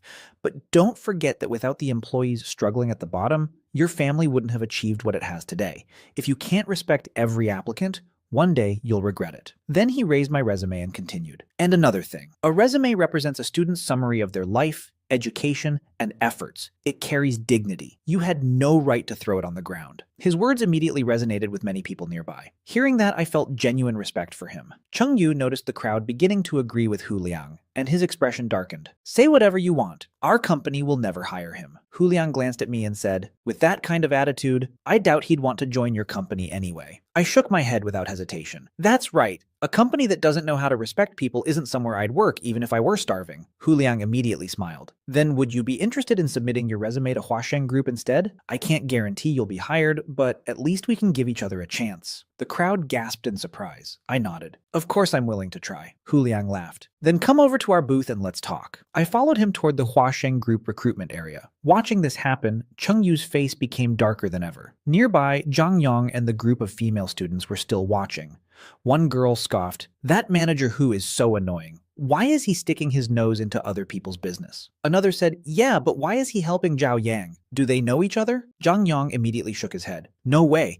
Zhao Yang is just a poor guy. If he really knew manager Hu, he would have applied directly to Huasheng Group from the start." Another girl nodded. "Even if he submits a resume, there's no way he gets accepted, right?" Zhang Yang smirked. "Definitely not. His grades and performance don't meet their standards at all." As they continued talking, they somehow regained their sense of superiority. Meanwhile, after reaching a quieter area, I sincerely said, "Manager Hu, thank you for what you did just now." Hu Liang smiled warmly. "It was nothing. No need to thank me. But I knew things weren't that simple. Even so, you offended Cheng Yu because of me. Won't that cause trouble for you?" Hu Liang shook his head confidently. "I'm a manager at Huasheng Group, and our chairman trusts me very much. You don't need to worry about me." I nodded with relief. "That's good.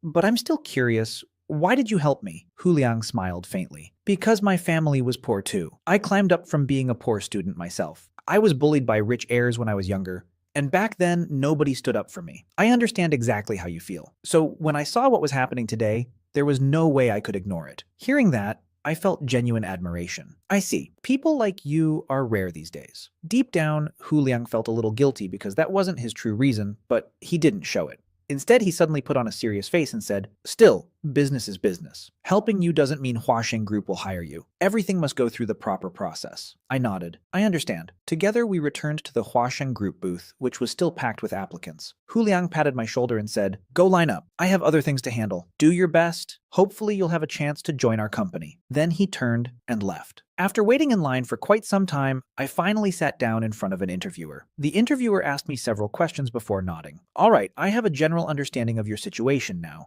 Go back and wait for our decision." I stood up and replied, "Thank you." Not long after I left, Hu Liang found that interviewer and quietly instructed him, "Keep Zhao Yang's resume safe. Put him on the pending list." The interviewer looked confused and said, "But that kid seemed completely ordinary. He doesn't meet our requirements at all." "That's not something I get to decide," Hu Liang replied. After leaving the Huasheng Group booth, I found a quiet corner and called Li Cheng. "Manager Li, how are things on your side?" He immediately replied, "Everything's been taken care of." Hearing that, I nodded and said, "Good. I have a company that needs an investment. I want you to handle it." Li Cheng answered without hesitation, "No problem, Mr. Zhao. Just tell me what you need, and I'll make sure it gets done." After that, I explained Lianqi's situation and her educational startup in detail, asking him to move as quickly as possible. Once the call ended, I finally let out a relieved sigh. At least that problem was solved. Not long afterward, while I was walking around campus, Lianqi's familiar voice rang out again. "Zhao Yang, why are you wandering around here? Have you even talked to all those companies yet?" I turned around helplessly and replied, "Most of them." Her brows immediately furrowed. "You said most. With your grades, if you don't give it everything you've got, how can you possibly get a chance?" I sighed and said, all right, I understand." She crossed her arms and snapped, "If you understand, then hurry up. You should apply to every single company here.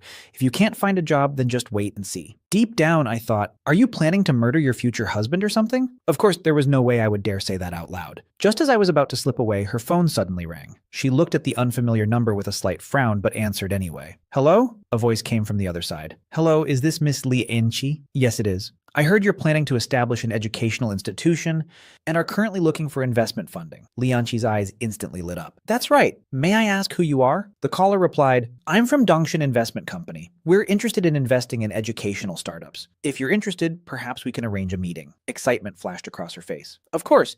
How about tonight at 8 o'clock at Jinyan Restaurant? No problem, we'll discuss everything there. After a few more polite exchanges, the call ended. Almost immediately, the tension on her face eased. Standing beside her, I heard the restaurant name and instantly knew the caller had been Li Cheng. Seeing the relief in her eyes made me feel strangely satisfied. But before I could enjoy the moment, Li Anqi glared at me again. Why are you still standing there? The recruitment fair is almost over. Hurry up and keep applying. I cursed inwardly, but obediently grabbed my resumes and continued pretending to search for jobs. By the time the recruitment fair finally ended in the evening, I felt completely liberated. As I walked out of the school gate, I ran into Zhang Yang and several classmates again. This time, Xu Lingling was with them as well. She smiled smugly and asked, "So, Zhao Yang, how did your job hunting go today?" I frowned. It's not like companies give results instantly. If you ask me, who am I supposed to ask? Xu Lingling pretended to be surprised. Oh, so you don't know right away? I wouldn't know. I never had to apply anywhere. One of the girls beside her said enviously, Lingling is lucky.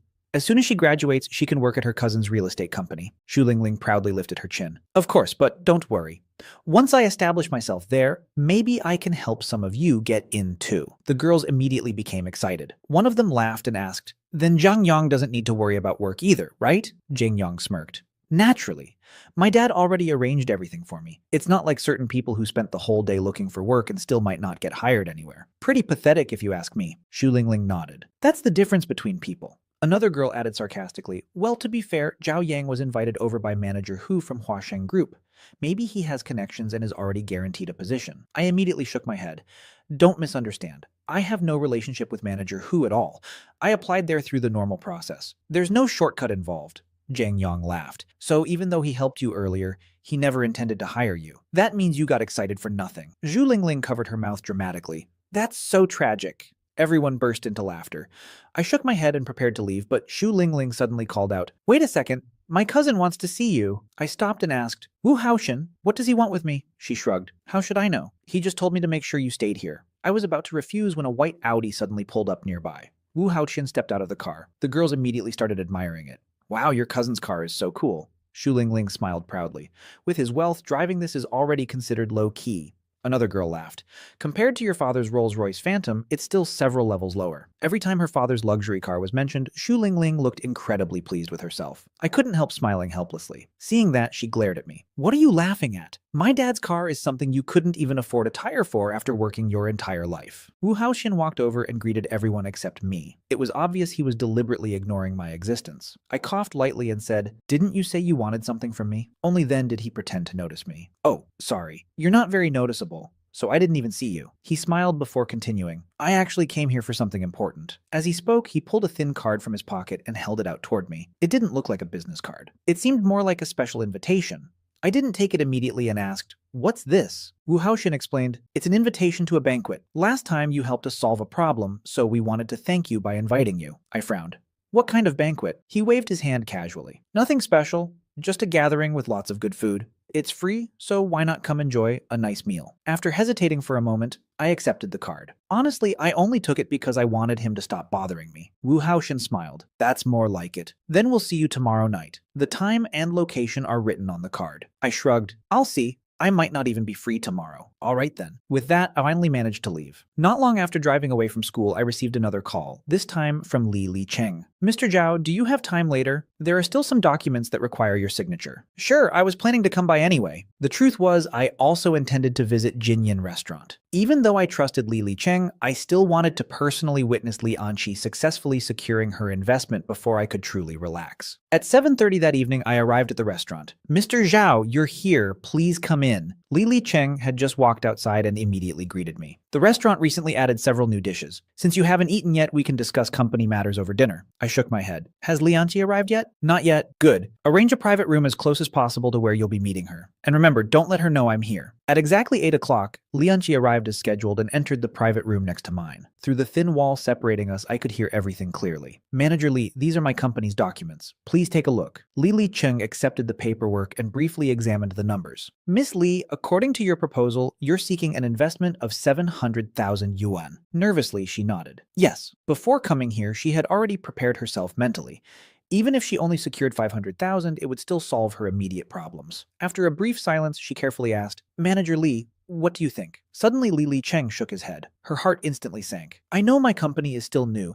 If you think 700,000 is too much, perhaps we can lower it a little. Before she could finish, Li Cheng interrupted her. No, it's too little. Li Anqi froze. What? Li Cheng smiled. We're willing to invest 2 million yuan. For a moment, she thought she had heard wrong. 2 million? That's right. 700,000 is only enough to solve your short-term problems. It's far too little. The investment amount had increased by more than double. Naturally, Li Anqi was thrilled, but the surprise was so overwhelming that she could hardly believe it.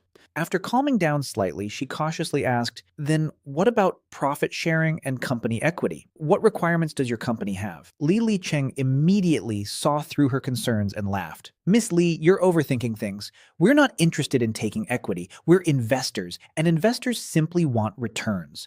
The profit sharing arrangement can remain exactly as stated in your proposal. We might extend the duration slightly, but if you're worried, we can clearly state everything in the contract.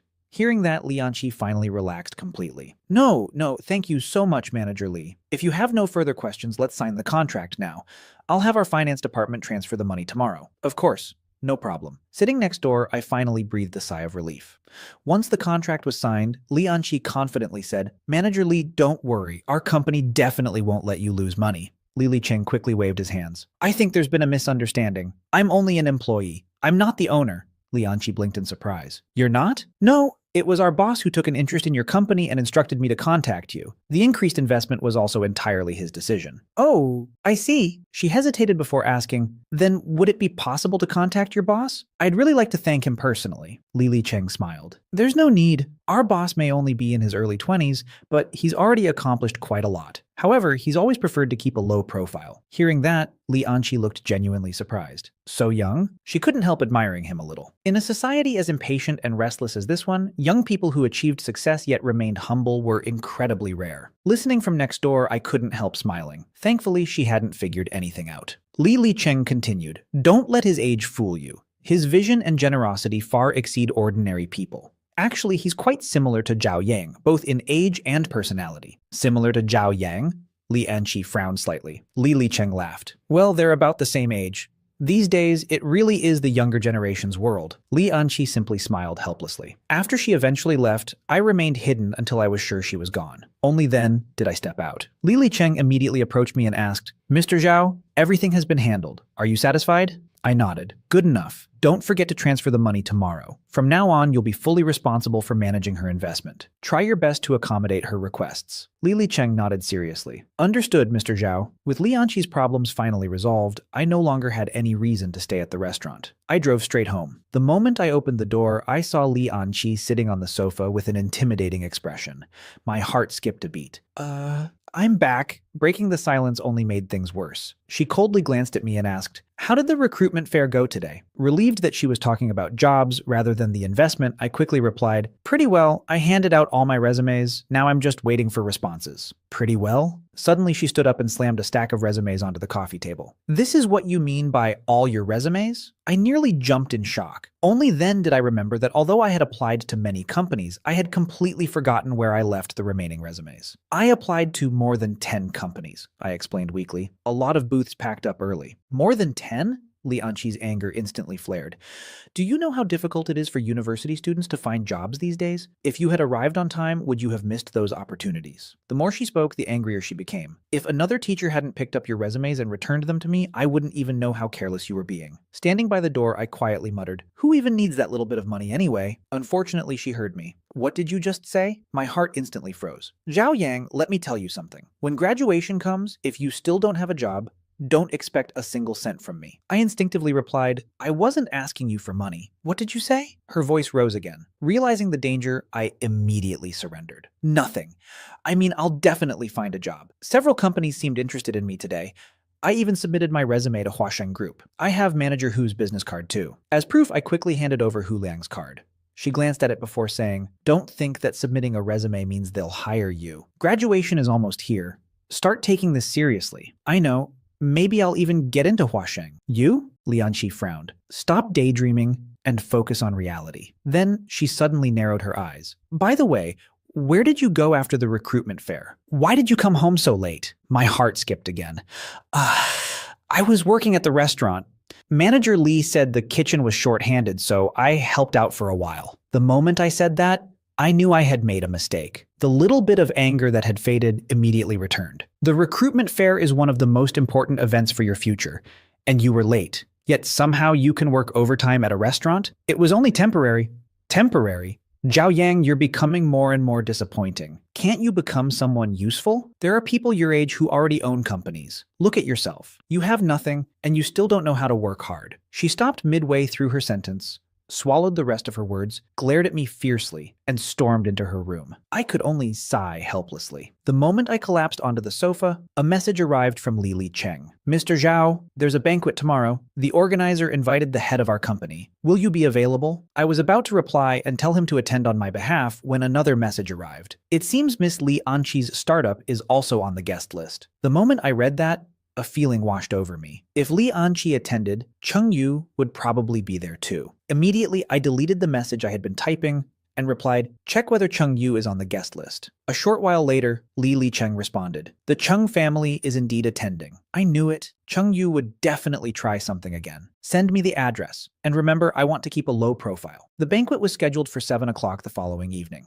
However, Li Anqi left the house much earlier that afternoon. Since I still had plenty of time, I drove to a nearby shopping mall to buy a suitable outfit. After entering a menswear store, I casually began looking through several suits. That was when an annoying voice suddenly rang out behind me. Well, if it isn't Zhao Yang, what a coincidence. Turning around, I saw Zhang Yong and Xu Ling. I simply glanced at them before continuing to browse. Just then, a salesperson approached with a light gray suit and politely asked, Sir, what do you think of this one? Before I could answer, Xu Ling burst out laughing. Buying a suit? Don't tell me you're actually planning to attend my cousin's banquet tonight. Hearing that, I suddenly remembered the invitation in my pocket. Why? Is there a problem with that? Xu Ling smirked. Of course not. I'm actually impressed. You're really willing to spend money on clothes. I just hope you don't dress yourself up only to get thrown out like a stray dog. She crossed her arms and added mockingly, after all, no matter what clothes you wear, that poor person smell can't be covered up. I looked at her calmly and smiled. Really? I wouldn't be so sure about that.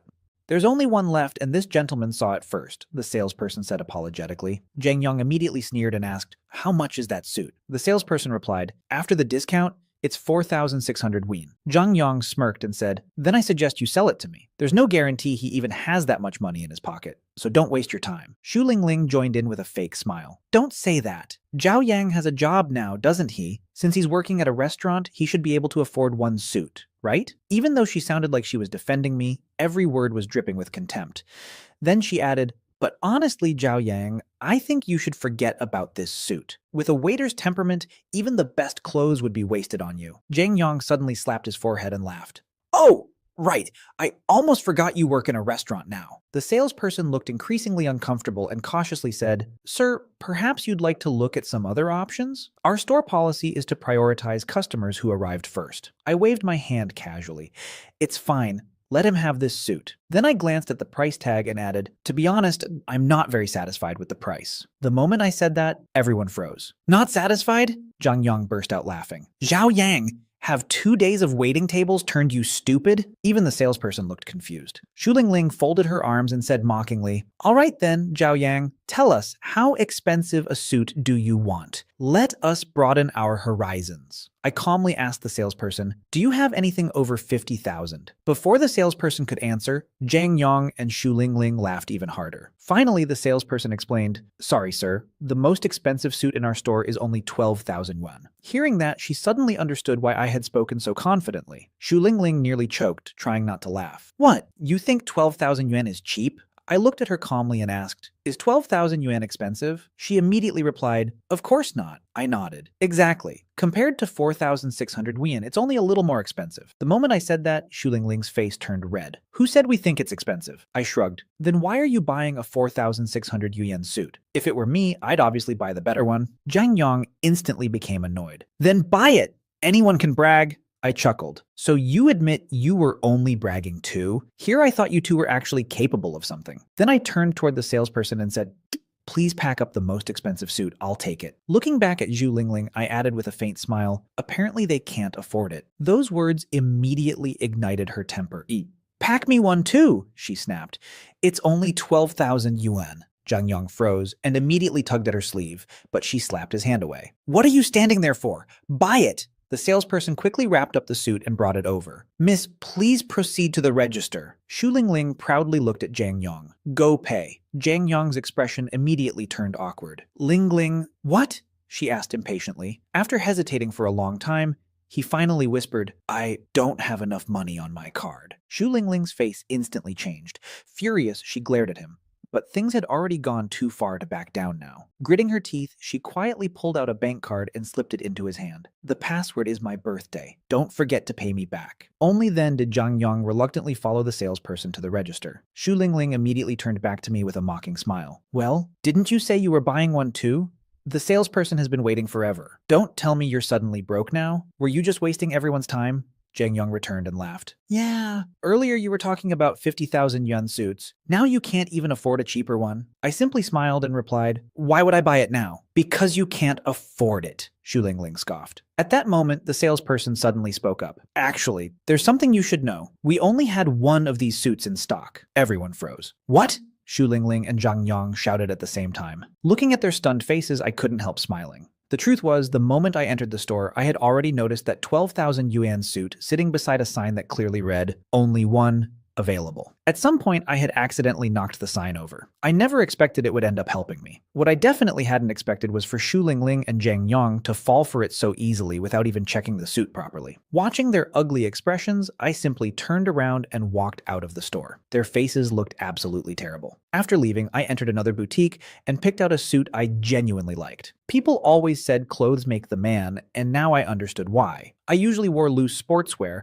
but the moment I put on a properly tailored suit, my entire aura seemed to change. Once I was satisfied with my appearance, I drove straight toward the hotel hosting the banquet. To avoid attracting attention, I parked some distance away and walked the rest of the way. However, the moment I reached the entrance, security stopped me. Sir, please show your invitation. I paused for a moment before saying, my name is Zhao Yang. My name should be on the guest list. I don't have the invitation with me right now. Can I go in first? The guard shook his head. Sorry, sir. We don't have a guest list here. Left with no choice, I started searching for Li Cheng. Unfortunately, I couldn't find him anywhere. I called him several times, but his phone was unreachable. Just then, Wu Haoxin arrived. At first, he didn't recognize me. But as he got closer, his expression changed.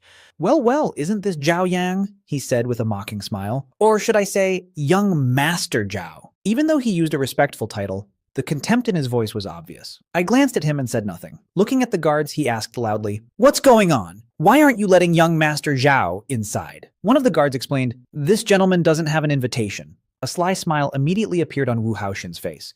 Back when he invited me, he had only told me the location and intentionally never gave me the actual invitation. Ah, so that's the problem, he said. Young Master Zhao, I understand. You wanted to come experience upper-class society. But if you've never attended events like this before, you should know that without an invitation, nobody gets in. I frowned. Who said I don't have one? I just didn't bring it. Wu Haoxin burst out laughing. Really? Then where is it? At home? Do you need me to drive you back to get it? Just then, another car arrived. The door opened and Li Anqi stepped out wearing a stunning black evening gown. Even I was momentarily stunned. She looked incredible. At the same time, she spotted me and frowned. Why are you here? She asked coldly. I came with Manager Li, I explained. He just hasn't arrived yet. Before Li Anqi could respond, Wu Haoxin immediately interrupted. Young Master Zhao really tells lies effortlessly. I'm the one responsible for organizing this banquet, and I don't remember inviting any Manager Li. Li Anqi ignored him and looked at me. Manager Li? She glanced around but didn't see Li Cheng. Why would he bring you here? Before I could answer, Xu Lingling suddenly walked over. Teacher Li, Zhao Yang is lying. Jiang Yong immediately added, exactly. There's no Manager Li. Zhao Yang overheard my cousin talking about this banquet and probably wanted to sneak in to see what upper-class society looks like. Their accusations immediately attracted attention. So he really tried to sneak into the banquet? That's so embarrassing. Imagine getting exposed in front of everyone. The whispers spread rapidly. Li Anqi's expression became even colder. Zhao Yang, what exactly is going on? I sighed helplessly. I'm telling the truth. Manager Li really invited me. But Xu Lingling immediately pulled out her phone. Teacher Li, look at this. We ran into him this afternoon while he was shopping. She showed Li Anqi a video. After watching it, Li Anqi's face turned ice cold. So you wanted to attend this banquet that badly? She asked angrily. You've got it all wrong, I quickly said. That video doesn't show what really happened. Enough, she snapped. The video can't lie. Are you saying that isn't you? I clenched my teeth. What I said is real, but there's a reason behind it. What possible reason could justify this? She demanded. It's just a banquet. Are you really this obsessed with showing off? This is embarrassing. The more she spoke, the angrier she became. How could I have a student like you? Seeing her misunderstanding deepen made me feel terrible. Please, just listen. But she didn't give me the chance. Pulling out her invitation, she threw it toward me. Fine. Since you want to attend so badly, take my ticket. If you still have any dignity left, then stay here. With that, she turned around and drove away. I immediately chased after her, but within seconds, her car disappeared from sight. Watching her leave, my heart sank. Zhu Lingling crossed her arms and sneered. You actually managed to anger your teacher into leaving. Wu Haoxian laughed.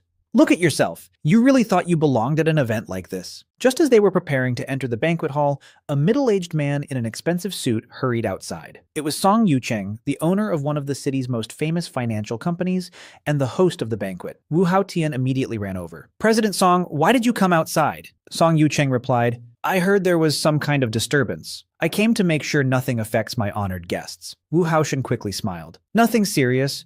Just someone trying to sneak into the banquet. I've already told security to remove him. Song Yucheng didn't seem interested in talking to him and walked directly toward the entrance. By the time he arrived, the crowd had already dispersed. Only I remained there waiting for Li Cheng. Looking at the guards, Song Yucheng asked, What happened? One guard replied, This gentleman says he's on the guest list but doesn't have his invitation. He's waiting for someone to bring it. Song Yucheng finally looked at me. Which company are you from? I paused. Honestly, I couldn't even remember the name of my investment company. I forgot the company name, I admitted. My name is Zhao Yang. I really was invited. One of the guards nearly laughed. But Song Yucheng didn't laugh at all. Instead, his expression suddenly froze. Did you say, Zhao Yang, young Master Zhao? Before I could answer, a familiar voice called out, Mr. Zhao!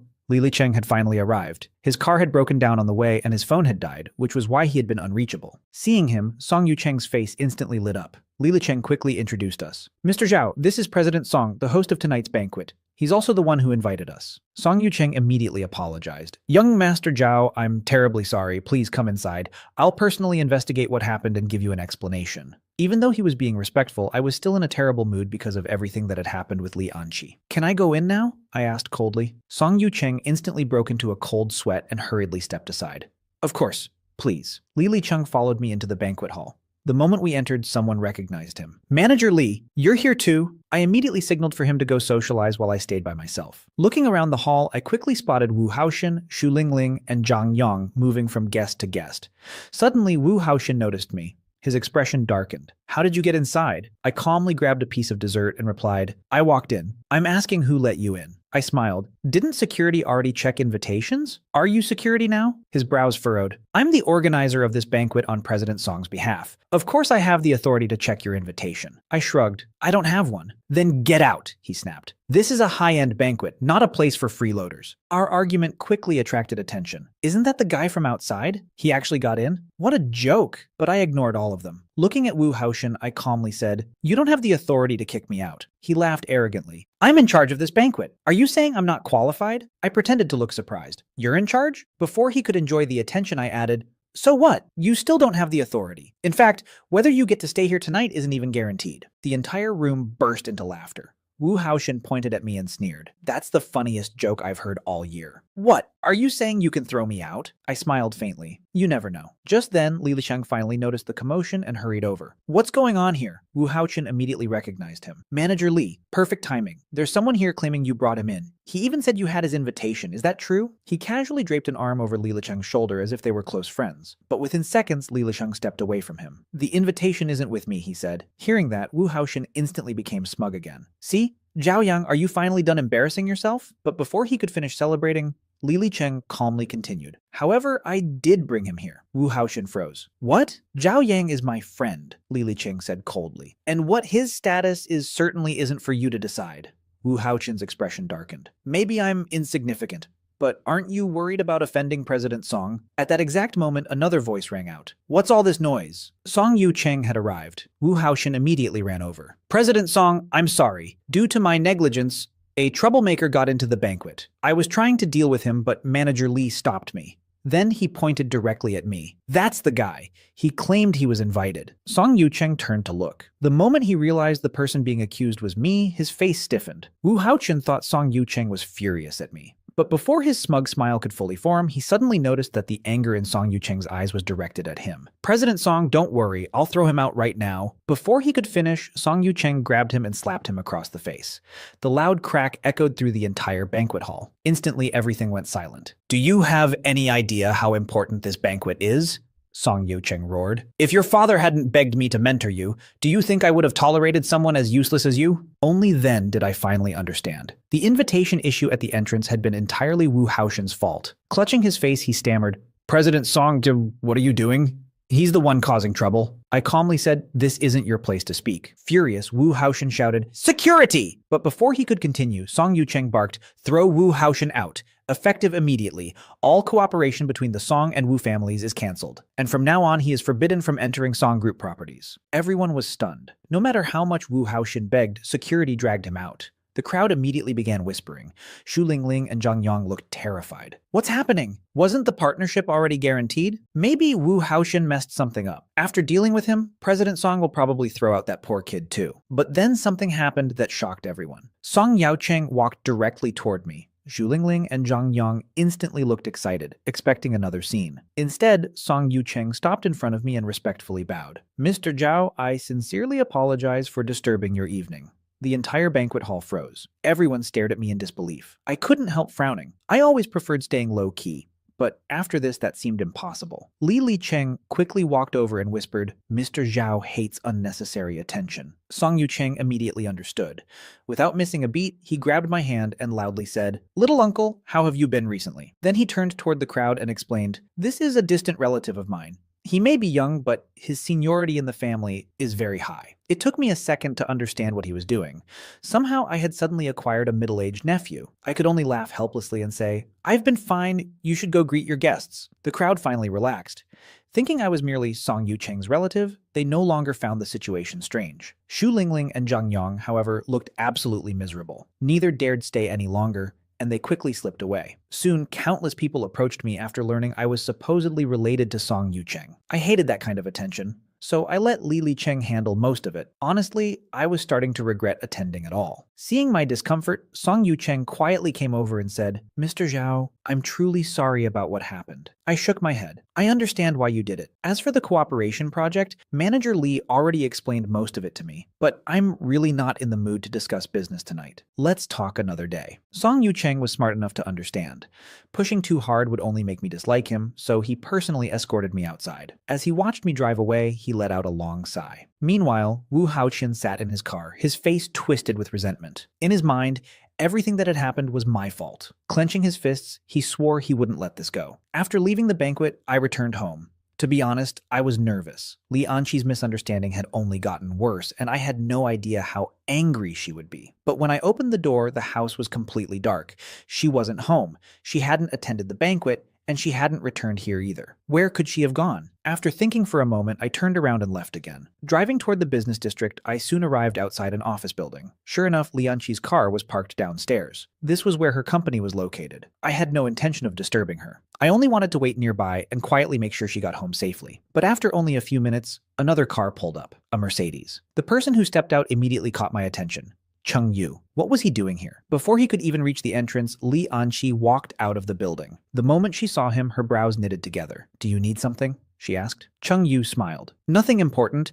I was passing by and noticed your office lights were still on. I figured you were working late and wanted to check on you." Her expression became even colder. "I have things to do. I'm leaving." She tried to walk toward her car, but Cheng Yu quickly blocked her path. "Anqi, I heard you secured your investment. I'm genuinely happy for you. Let me take you to dinner and celebrate." "No need. I still have work to do," she replied in Pal. The moment Cheng Yu saw how Li Anqi treated me, a wave of excitement flashed through his heart. Smiling smugly, he said, "Zhao Yang, aren't you working as a waiter at Jinyan restaurant now? Don't they provide dinner there?" I didn't even glance at him. Instead, I continued talking to Li Anqi as if he didn't exist. "Come on.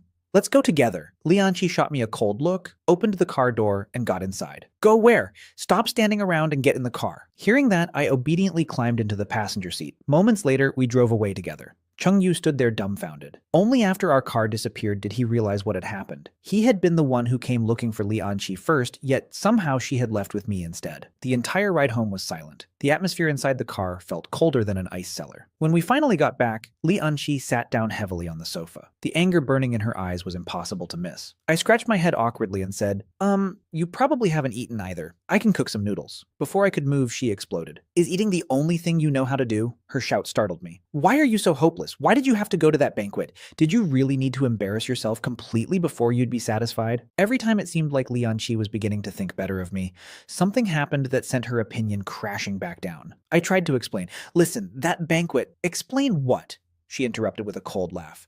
Are you going to tell me it was important, that you wanted to get in so you could create opportunities for yourself? Her eyes were filled with disappointment.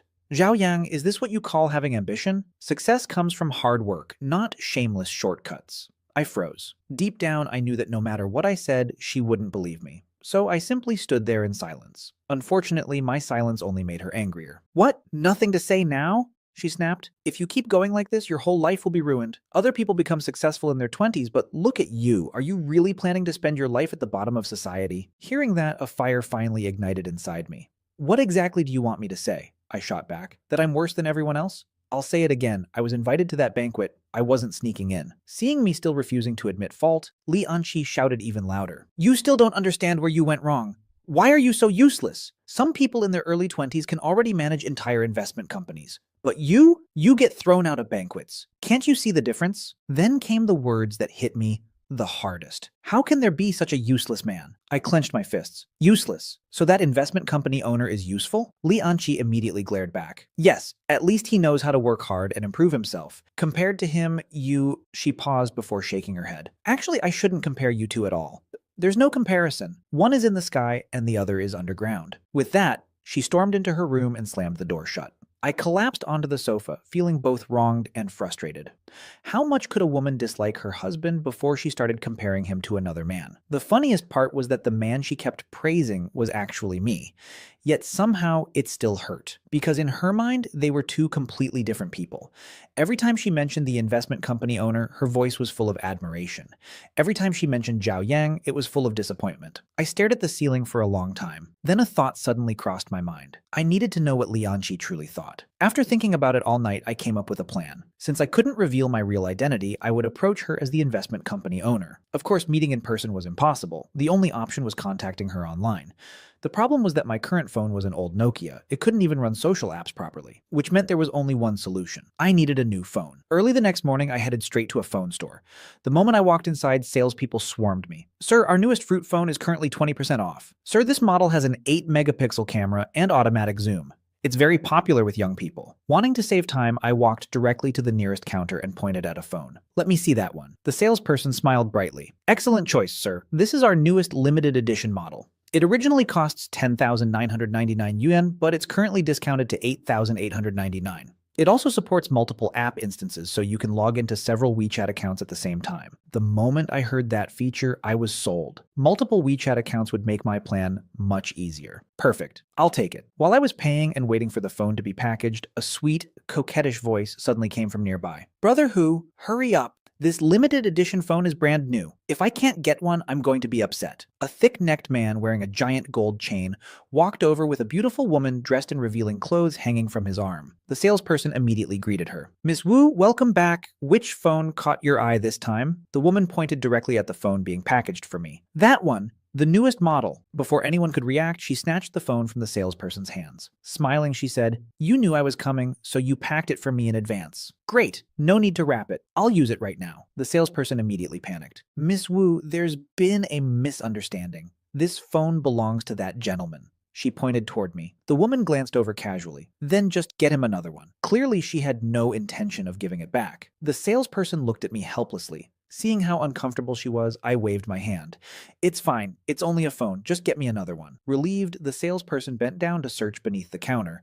Only then did the woman really look at me. The day before, besides buying a suit, I had also purchased several new casual outfits. Combined with my appearance, I no longer looked like an ordinary student. In her eyes, I practically screamed rich air. Her gaze immediately changed. Thinking her charms would work, she deliberately tugged her collar lower and flashed me a few flirtatious glances. Unfortunately for her, I remained completely indifferent. Her smile gradually disappeared. Being ignored like that was an insult she clearly wasn't used to. Soon she leaned into the gold chain man's chest and purred, "Brother Yong, I'm thirsty. Can you buy me some juice?" The man was clearly wrapped around her finger. "Of course. I'll have someone get it." She shook her head. "No, it tastes better when you buy it yourself." The man instantly surrendered. "All right, wait here." Before leaving, he planted a loud kiss on her cheek. Watching the whole thing unfold, I couldn't help feeling disgusted. There was no way that woman actually loved him. The moment he disappeared from sight, she sauntered over to me. "Excuse me," she said sweetly. "The strap on my dress came loose. Could you help me?" She deliberately turned around and exposed her back.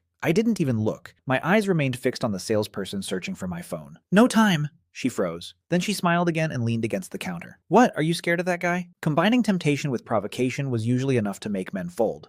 But I simply called out toward the salesperson. "Did you find it yet? I still need to go home and cook for my wife." The woman blinked. "Oh, you're married?" Surprisingly, that didn't discourage her. Instead, she moved even closer. "You've heard the saying, haven't you? Home flowers can never compare to wildflowers." At that point, she wasn't even being subtle anymore. Pulling out a business card, she placed it in my hand. "Here's my number. If you ever want to try something new, call me." I glanced at the card once, then casually tossed it straight into a nearby trash can. I never even looked at her. After being ignored again and again, her face darkened. "Are you deaf? I'm talking to you." I finally looked at her and said, "Sorry, I just don't want to talk to you." Her expression instantly turned vicious. Leaning close to my ear, she whispered, "Have you ever heard the saying that offending a woman is worse than offending a villain?" Before I could understand what she meant, she suddenly burst into tears. At that exact moment, the gold chain man returned carrying drinks.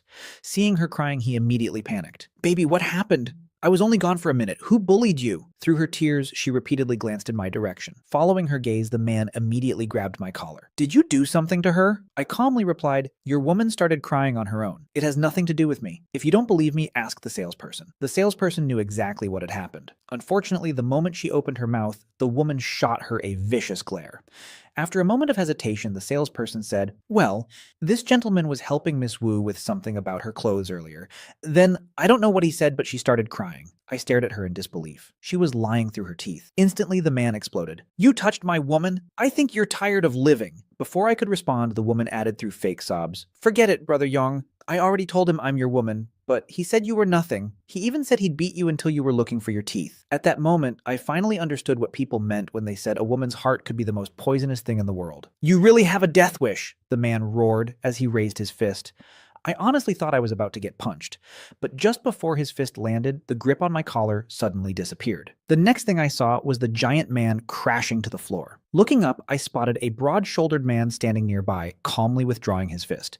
The gold chain man struggled to his feet and shouted, "Who the hell dares hit me?" But the moment he saw the newcomer, his face turned pale. "Brother Jung, why are you here?" The arrogant thug instantly became humble. I was surprised too. Was this man helping me? But I didn't even know him. The thug quickly offered him a cigarette. "Brother Jung, did I accidentally disturb you while handling business?" Before he could finish, the man kicked him directly in the face. "You blind idiot! Do you know who you're touching?" Then he turned toward me and bowed respectfully. "Mr. Zhao, are you all right?" Hearing that, the thug's face turned white. Only then did I recognize the man. He was one of Song Yucheng's people from the banquet. "I remember you," I said. "What are you doing here?" He smiled respectfully. "Just shopping, but I never expected to see these idiots causing trouble for you." I shrugged. "It's fine. I didn't get hit anyway." The man nodded and glanced toward the thug. "Mr. Zhao, how would you like me to deal with him?" The thug immediately dropped to his knees. "Brother Jung, please forgive me." The woman beside him clearly didn't know who Jung Ge was, but judging from the thug's reaction, she finally realized something was terribly wrong. Even so, she still refused to give up. "Brother Yang, why are you kneeling? I was only defending myself. He harassed me." Jung Ge finally looked at her. The thug hurriedly explained, "Brother Jung, I didn't know Mr. Zhao was your friend. I just didn't want my girlfriend to be wronged." Hearing his woman say this, Chen Dayong thought for a moment and then gritted his teeth and said, "Mr. Zhao, what kind of person would you think of him?" The moment Chen Dayong heard the truth, his face twisted with rage. He shot to his feet and slapped Wu Xiaona hard across the face. "What the hell is really going on?" he roared. Wu Xiaona was completely stunned by the sudden blow. Covering her cheek, she screamed, "What are you doing? I'm the one who got bullied. If you can't stand up for me, fine, but why are you hitting me?" She thought things would turn out the same way they always did, that Chen Dayong would eventually take her side. But this time was different. Not only did he show no sympathy, but he raised his hand and slapped her again. "I told you to tell the truth. Didn't you hear me? His face had turned frighteningly dark. After 2 consecutive slaps, half of Wu Xiaona's face immediately swelled up. Only then did she realize that her usual tricks were completely useless. Seeing that she still refused to speak, Chen Dayong turned toward the salesperson. You tell me what happened, and tell the truth. Otherwise, you know exactly what kind of consequences you'll face. His furious roar made the salesperson tremble all over. Finally, she stuttered through the entire story and explained everything that had happened. The more Chen Dayong listened, the uglier his expression became. By the end, he was absolutely furious. You shameless woman! I've been taking care of you all this time and you're out here flirting with other men behind my back? But what angered him even more was the fact that because of this woman, he had almost caused a disaster for himself. Wu Xiaona immediately panicked. Brother Yang, I was wrong. Please forgive me. I'll never do it again. Gone was the arrogant attitude she had earlier. Unfortunately for her, Chen Dayong had no intention of letting her off. He pulled out his phone and made a call. A few moments later, 2 burly men stormed into the mall and dragged her away by force. Throughout the entire scene, I remained silent. Standing beside me, Hu Zhen leaned closer and quietly whispered, "Women like that usually only have 2 endings. Either they die unexpectedly, or they become the lowest kind of woman imaginable." I felt a slight chill run through me after hearing that, but I still didn't say anything. After all, she had brought all of this upon herself. Once the woman was taken away, Hu Zhen turned his attention back to Chen Dayong. His voice suddenly became ice cold. What are you standing there for? Come apologize to Mr. Zhao. That single sentence nearly made Chen Dayong's legs give out beneath him. Trembling, he hurried forward. Mr. Zhao, I was blind. I made a mistake. Please let me off this time. I merely glanced at him before turning toward the salesperson instead. Where's my phone? The salesperson had only just recovered from the shock. She quickly handed it over. Sir, here it is. Please take it. Even Hu Zhen looked surprised when he saw me simply take the phone. I slipped it into my pocket and said, I still have things to do. You can handle the rest. With that, I turned around and quickly walked out of the mall. Chen Dayong stood frozen. Was I really letting him go just like that? Hu Zhen immediately saw through his thoughts. Looking at him coldly, he said, Mr. Zhao spared you, but don't misunderstand why. He isn't afraid of you, and he certainly isn't doing me any favors. He simply likes to keep a low profile. Hu Zhen's voice wasn't loud, but every word hit Chen Dayong like a hammer. If Mr. Zhao had said even one more sentence, I would have killed you without hesitation. Compared to someone like him, you're not even worth a fart. Cold sweat instantly drenched Chen Dayong's back. At that moment, he finally understood just how terrifying the person he had offended really was. Then Hu Zhen continued, Although Mr. Zhao chose to let you go, he also told me to handle things myself. The problem is, I can't guess what someone like him is thinking. A cold smile appeared on Hu Zhen's face, so all I can do is follow the rules. Hu Zhen knew very well that I simply didn't want to create a bigger scene, but that didn't necessarily mean Chen Dayong was completely out of danger. As for me, I had already left the mall with my new phone in hand. There were more important things on my mind. Now that I finally had a phone capable of running multiple accounts, I could begin the plan I had thought about all night. If Lianqi refused to believe Zhao Yang, then perhaps it was time for her to get to know the mysterious young owner of the investment company instead. Little did I know that what happened next would change everything between us.